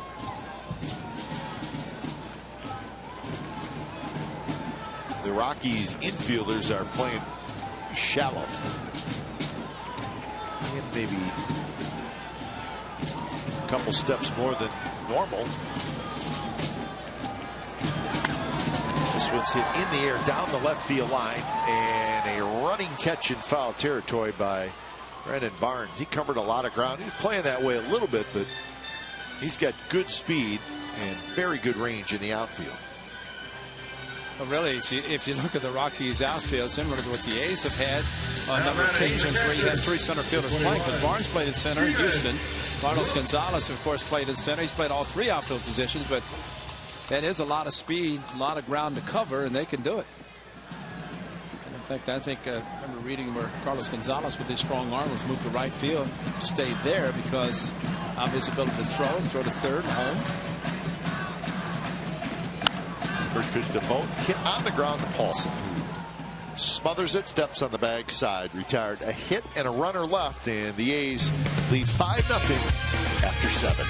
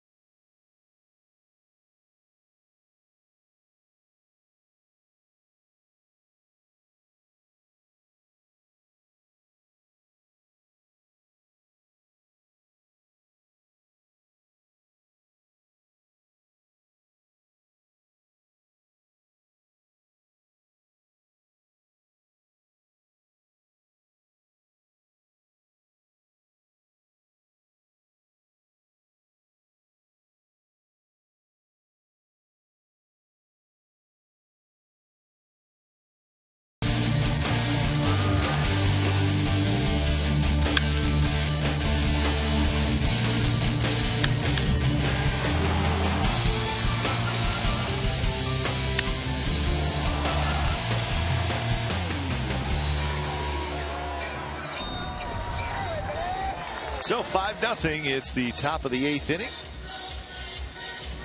And the A's are going to the bullpen after 7 terrific innings from Kendall Graveman. When it's time for change, think Speedy Oil Change and Tune-Up, your oil change, tune-up, and repair expert. So Evan Scribner comes in for the 8th inning. Appearance number 38 for Scribner. So Scribner's been a busy guy this year. In fact, he leads the American League in appearances.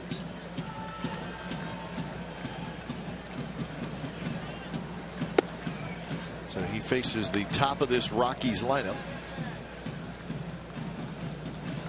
Rockies with just 5 hits. They've stranded 6 through 7 innings. This one's hit high in the air down the left field line. Another long run for Zobrist, and cannot get it. It bounces into foul territory.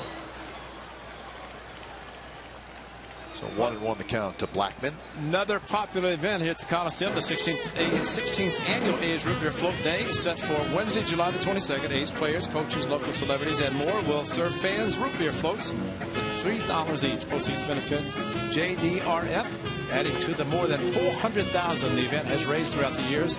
Sugar-free floats will be available. Special thanks to Dreyer's Ice Cream and Zevia, the zero-calorie soda for product donation. Admission is free with a game ticket. They'll be there. Everybody will be there. That's a good day. Or good night, I guess. Yep. It's an evening night. Thank you. I remember you said that. Blackman shows bunt, and now it's 2-1. Blackman a strikeout, a ground out, and a fly ball to right. So he is 0 for 3.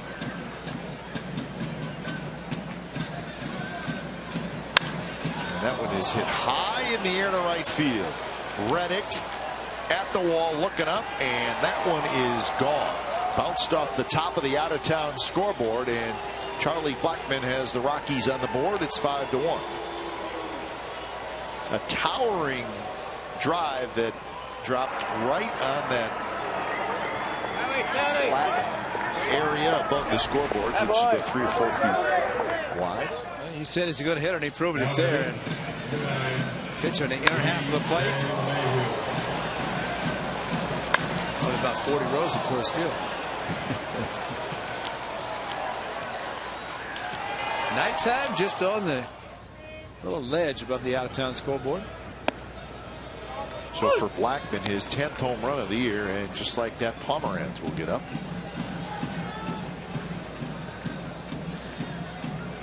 So this is DJ LeMahieu. LeMahieu has grounded out to second, to third, and to short.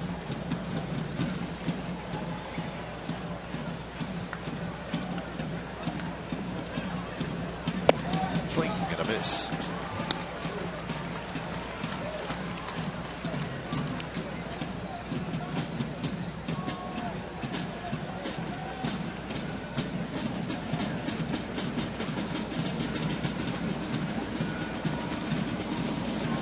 Scribner ahead in the count, and he got him with a breaking ball. Pitch there. LeMahieu strikes out.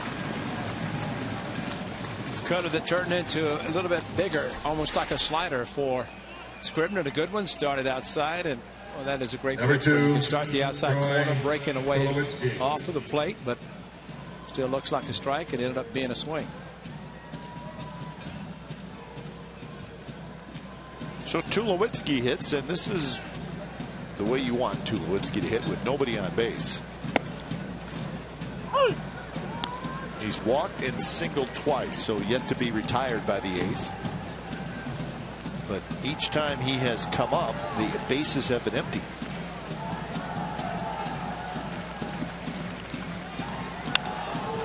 And he's got another hit. A breaking ball that stayed up a little bit. Tulowitzki's 3 for 3. So 7 hits now for the Rockies. Hey, if you're looking for the best coverage of Oakland A's baseball, log on to CSNCalifornia.com as our A's insider Joe Stiglitz provides wire-to-wire reporting of this A's 2015 season with breaking news, videos, special features, and more. It's only on CSNCalifornia.com.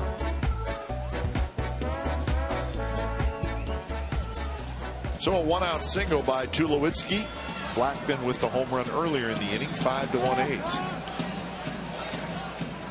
There's a baseball loose out in left field. Clippard and Pomeranz are now throwing.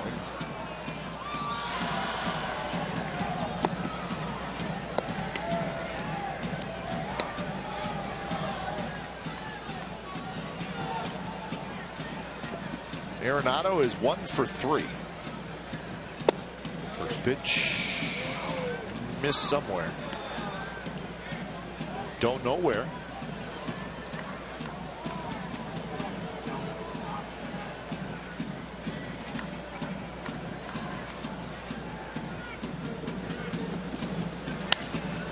And that one is foul back, and Arenado got one to hit there. So the count even 1-1.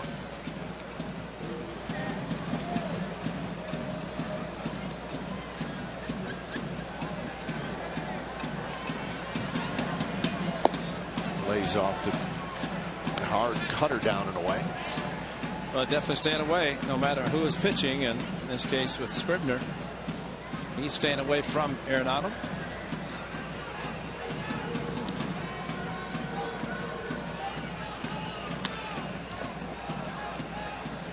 Carlos Gonzalez will be next.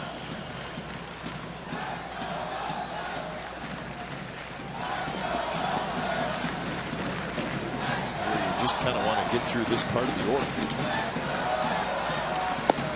Good pitch, 2-2. I think one thing Arenado has shown in this series, inning really for the first time, and that is he's not going to take a lot of pitches. He's going to be aggressive and kind of like the approach where in order to put the numbers that he has put up, swing the bat. This is a little pop up. Davis going back, and he's got it. So Scribner does a nice job on Arenado. He's now 1 for 4.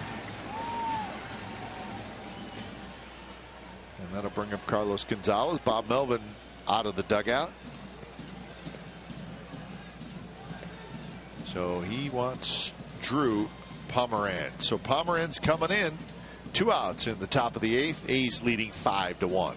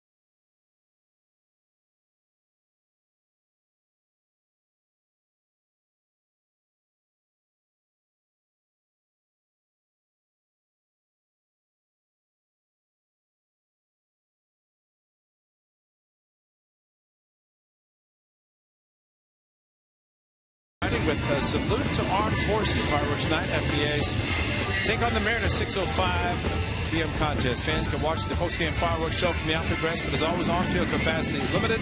Get your tickets today at athletics.com/fireworks.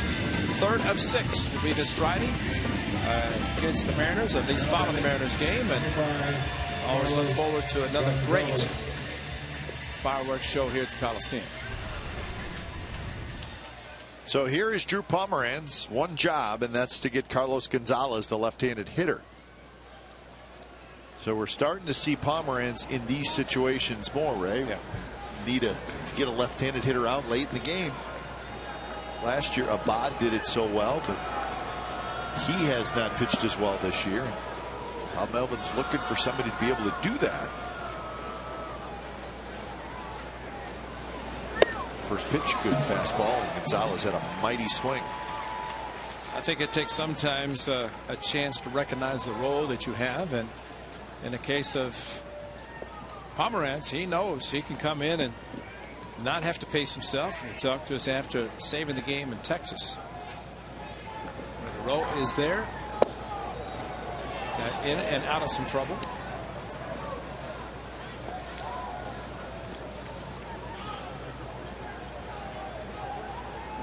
Blackman a home run leading off this inning to get the Rockies on the board. And then a one-out single by Tulowitzki. Arenado was retired. Pomeranz ahead in the count. Gonzalez tonight is 0 for 2 with a walk. He batted in the 6th inning with runners at first and second, 2 outs. Hit a ball very hard, but Ike Davis made a nice play.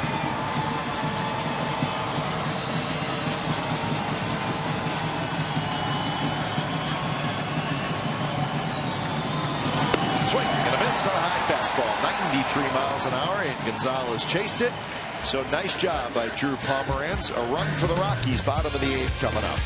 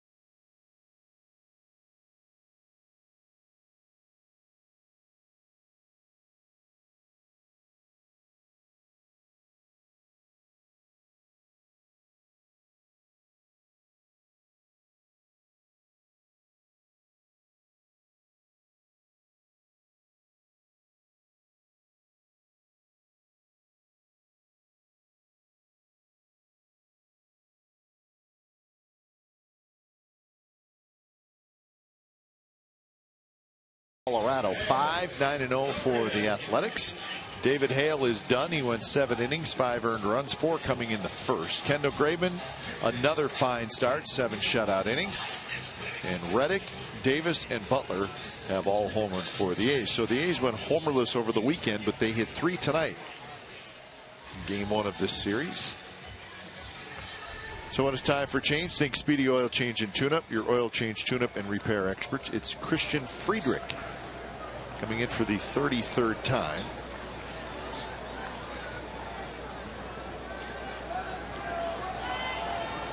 So Friedrich delivers a slider, a strike to Zobrist. Zobrist, Reddick, and Butler.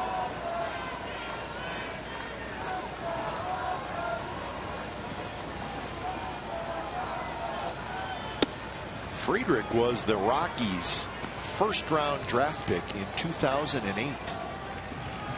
25th player taken.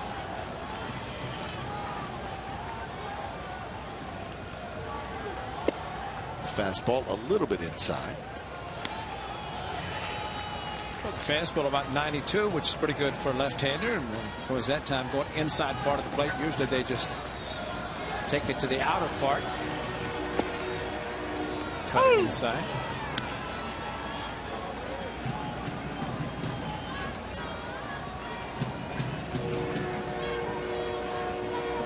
Two and two.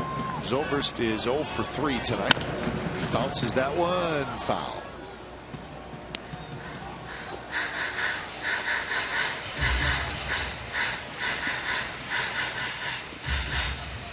What was the name of our ball boy down the line that used used the foul balls to get dates?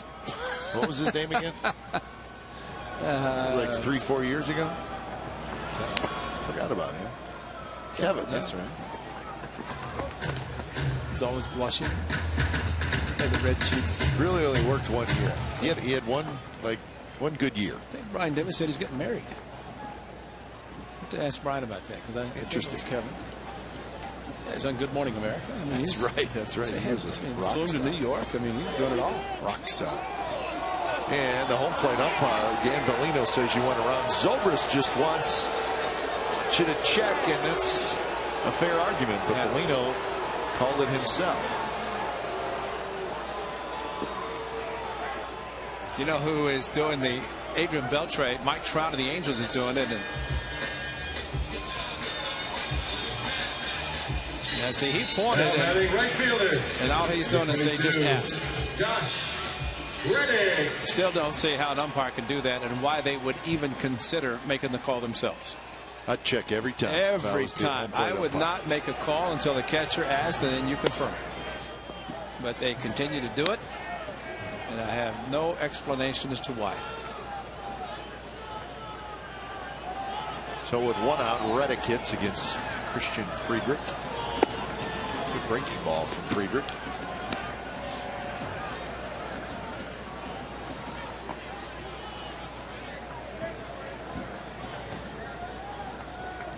Reddick, a home run in the first inning, 2-run shot. Since then, he has struck out and fouled out, so 1 for 3. Clippard loosening in the bullpen. In the 9th inning, it'll be Rosario, Paulson, and Hundley. 6, 7, and 8 hitters in that Rockies lineup. Swing and a miss. So Friedrich showing off a pretty good slider. Big shift for Reddick, at least on the infield. Outfield is pulled toward left a little bit.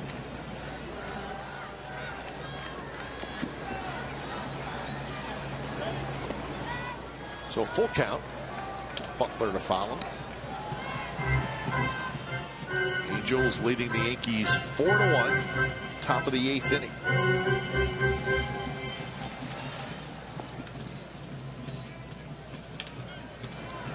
Angels trying to keep pace with the first place Astros, who won their game. 3-2. Hit foul left side.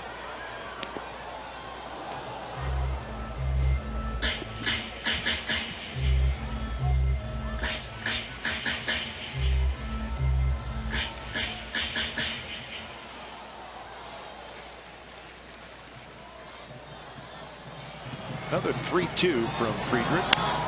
Another slider and another foul ball.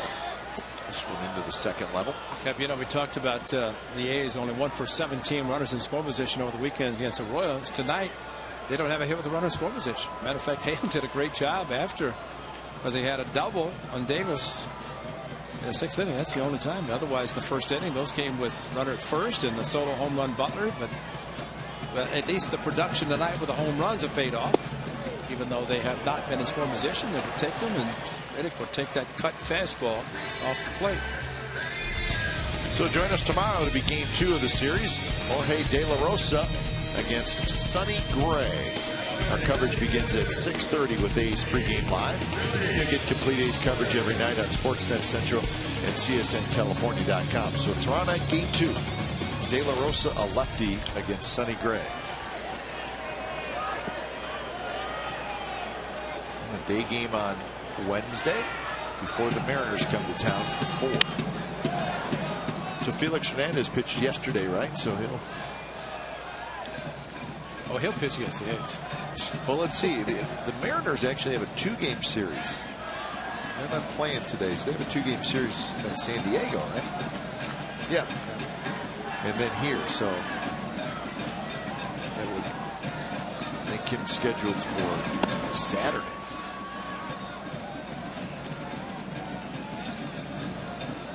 One and 1 to Billy Butler.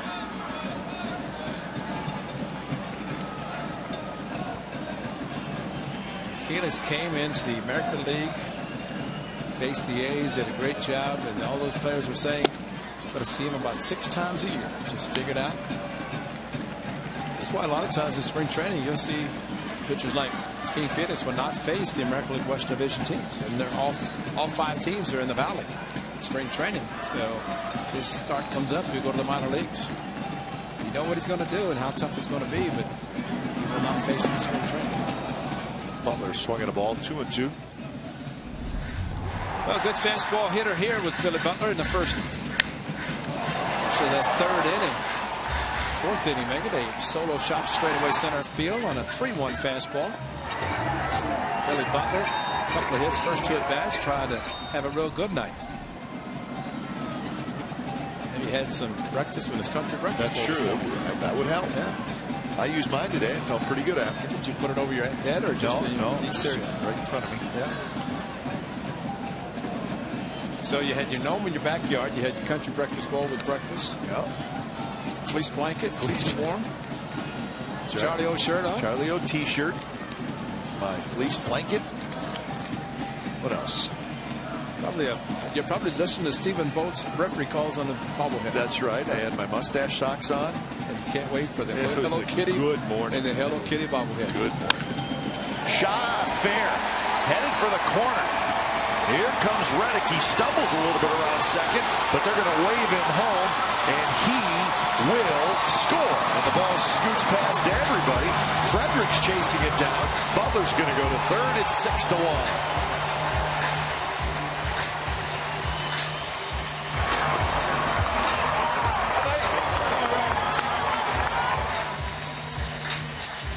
Well, a 1-out walk scores, and how about that?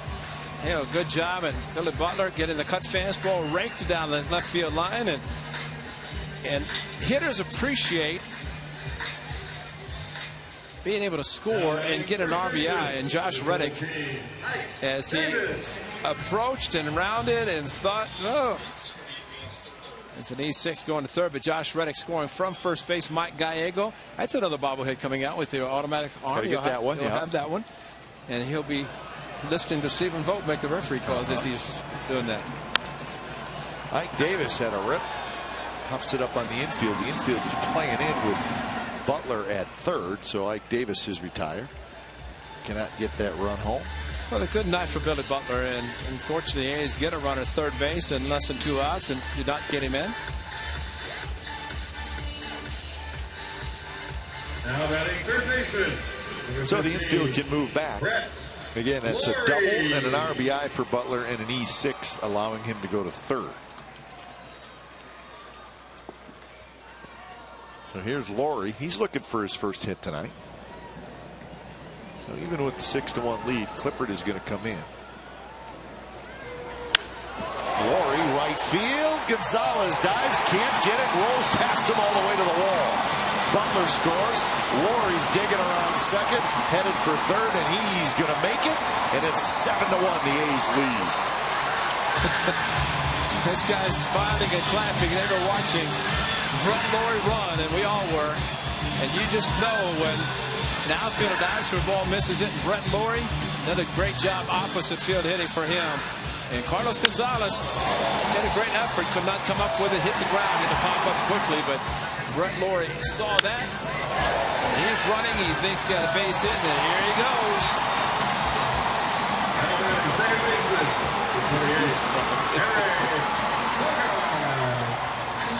It's a triple.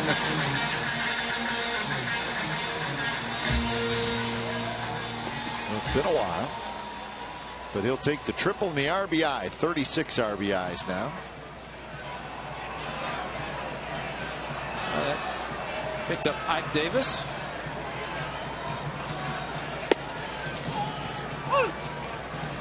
It's a great thing about the game of baseball. One guy doesn't do it, and the guy picks him. Individual sports, you miss a shot in your golf, tough. It's yours, and that's it. But great job, Laurie, going opposite field.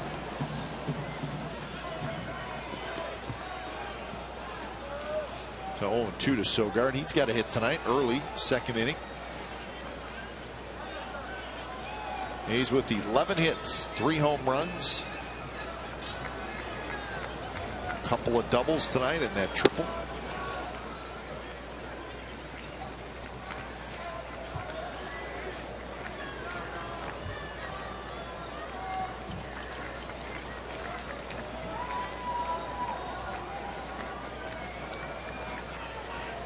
Friedrich, 27 pitches are his 27th coming up. So just one of those innings where you just want a guy to have a nice quick inning and at least get your team back in the dugout, even though you're going to be down in the game, and it turns out throws a lot of pitches, and then you got to wonder if you can use them tomorrow. Clippard has sat down. So 3-2 the count.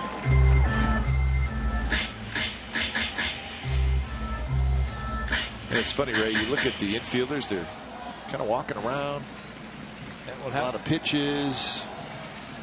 That will happen. Kicking the dirt, smoothing the dirt.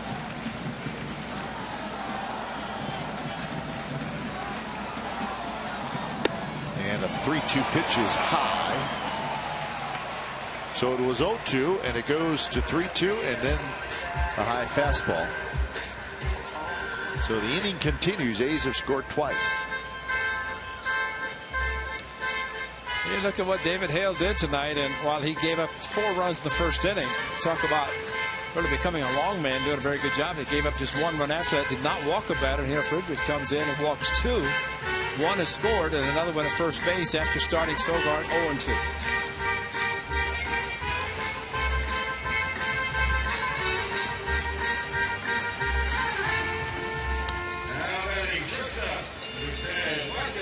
Rockies bullpen 4.72 as a group, highest in the major leagues.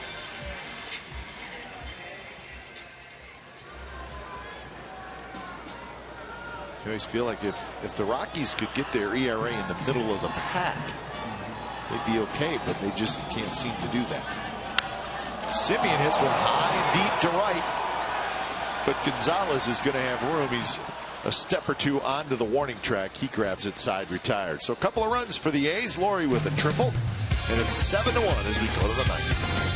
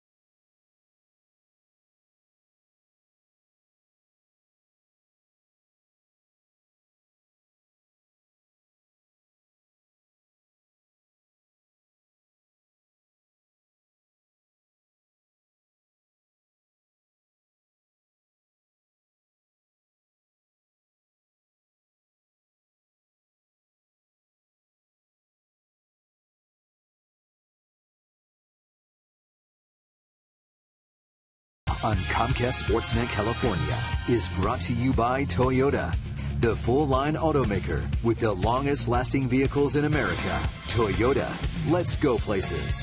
And by Xfinity, home of the most live sports. So the A's now with a 7-1 lead. They tacked down a couple of runs in the bottom of the 8th inning. And when it's time for change, think Speedy Oil Change and Tune-Up. Your oil change, tune-up, and repair experts. Tyler Clippard comes in, and his first pitch to Rosario is right there for a strike. So Clippard tried to get the final 3 outs. Sam Fuld now in the game in left field.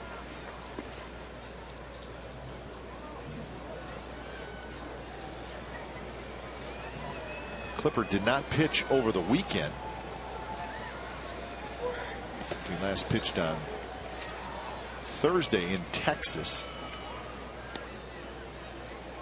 I think too, Ray, he was down there warming up, and then the ace tacked on. But a lot of times a manager will say, listen, if I get a guy, as they like to call it, heated up, where he's warmed up, ready to go, they like to bring him in the game. Absolutely, yeah. And especially if he hasn't worked over the weekend, which he did not, and we'd like to have worked, but did not get the opportunity. You know, there are times, and I know there was one recently, a couple of Sundays ago, that he asked to work, ended up throwing a lot of pitches. There was some concern, but you know, a pitcher knows when he does need it. As for the closer for the Rockies, also throwing, as he is just getting some work. So 1-2 to Will Rosario in the dirt. Stephen Vogt tried to block it.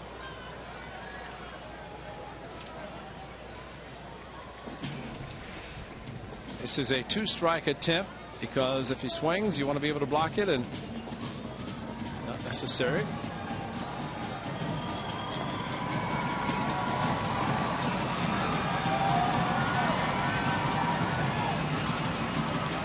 Clippard deals the 2-2, and it's high, 3-2.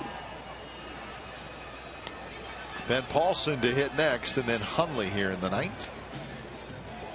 He's trying to take game 1 of the series. The Rockies are 0-6 this year in interleague play.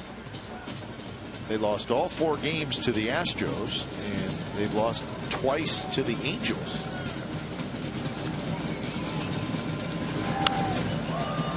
Rosario swung at ball 4, pops it foul.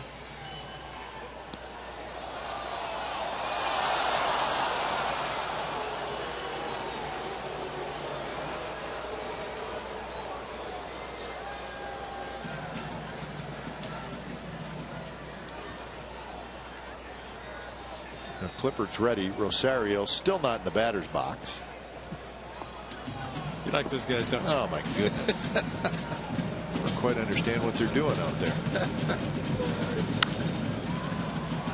I mean, at some point your batting gloves are where they need to be, and then I mean, he's on the grass. I mean, look how far he is away from home plate. Is that really necessary? Still not in there. Still not in there.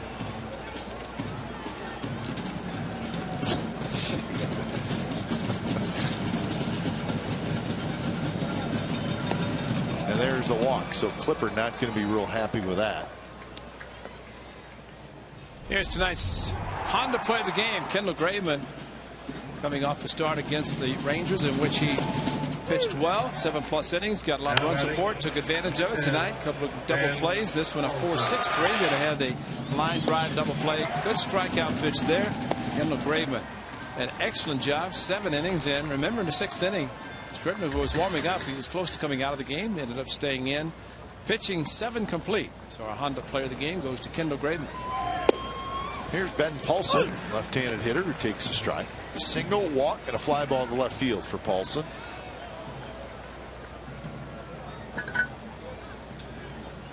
Hundley will be next.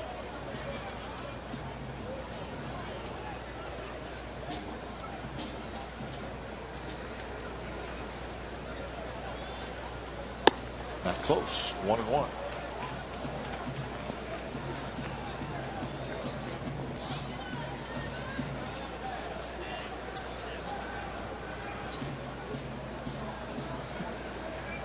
Seven hits for the Rockies tonight, 11 for the Athletics. Missed again, 2-1. So Vogt will chat with Clippard.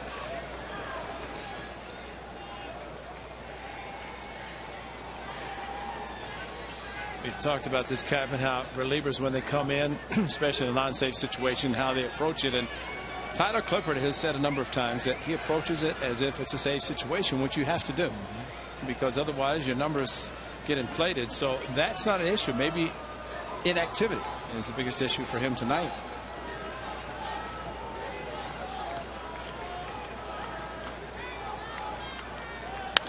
That one's hit in the air toward Reddick, playable as he slides over to his left, settles underneath it, and Paulson's retired. You know, you think, Ray, he pitched Thursday a day game. And now he's pitching Monday a night game. So I mean, you know, it's, if you really want to get technical, it's longer than 3 days. It's almost 4 days. As far as game times, for sure. And it's a great point, and it's something that, again, give him credit. And Kurt Young, Bob Melvin, and saying, you know, saves are great, but activity and keeping the work and the steady work is really important. So here is Nick Hundley. Hundley his 4th at bat. Fastball for a strike, 90 miles an hour from Clippard. Hundley a fly ball to right field, a fly ball to left field, and then he singled in the 7th.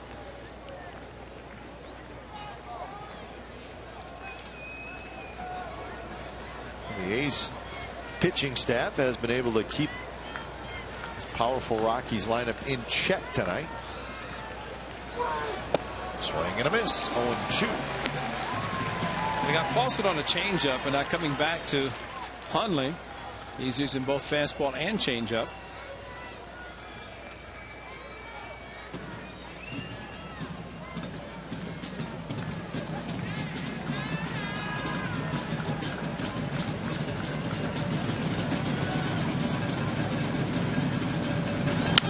Bounced up the middle, and it's off the glove of Simeon, and everybody's going to be safe. There's a lot of traffic right there around second base. So we'll see what the ruling is. Well, he's only going to have one play, and that would be to first base because nobody was at second. And he would have had to come up with it and throw to first. So it's going to be given in there. Ball off the hard part of his glove. Came up on him a little bit, but that's a long way to range to try to get the ball, knowing that his only play was going to be to first. You know what I think guys should do? Just miss it completely. That's right. If you're ranging that far, just miss it. You can't get it there all if you miss the way it. into center field. How did that get through? Here's Barnes, strike around the knee. So the air goes to Simeon, and that's one that's going to be a little frustrating because I said there's a lot going on right around the bag, but still a play I think he should have made.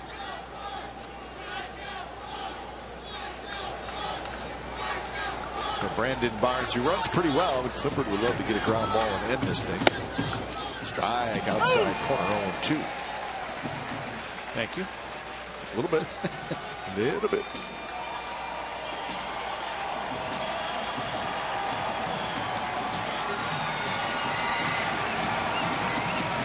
So Rosario at second and Hundley at first with 1 out.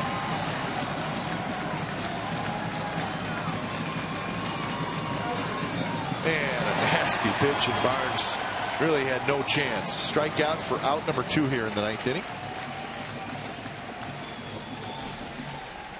Well, Clippard will throw an occasional curveball, and he might have done it there, and a pitch out of the strike zone.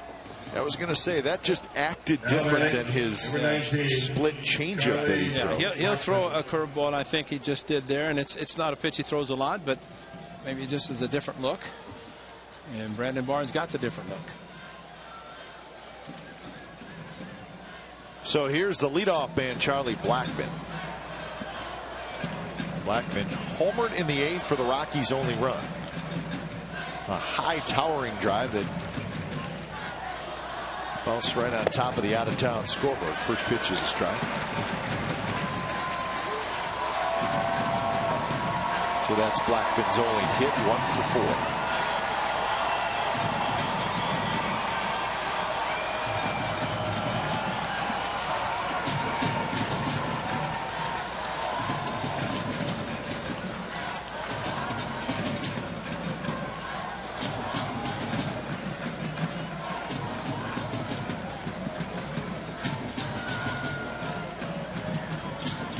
Clippard.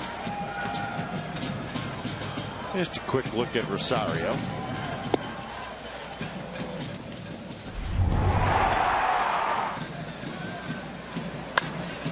I think he's hit now 10 home runs, but Blackman unfamiliar with the Coliseum and running hard just in case. Shut it down. Probably a little quicker than Stephen Vogt did. Yeah. Have to get on Gags and say that. Start yelling home run a little bit sooner. I don't want to catch him expend that much energy trying to score. He's expending a lot of energy going to the mound. Trying to get Clippard through this inning without allowing the run to score. And Stephen Vogt, a good job there. Maybe just trying to make sure the bullpen ERA goes down, or at least stays down. Giving up 1 run. Kendall Graveman, no runs for 7 innings.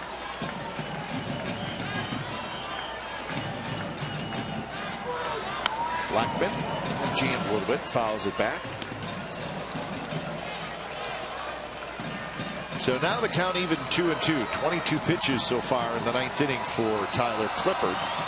It's been Graveman, Scribner, Pomeranz, and Clippard.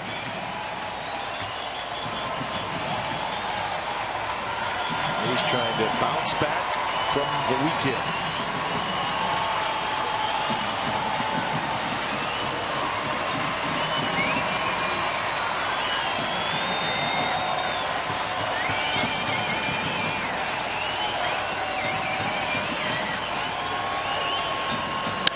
Pitches, bounce to Sogard. Nice hop. He's got it, and that's the ball game.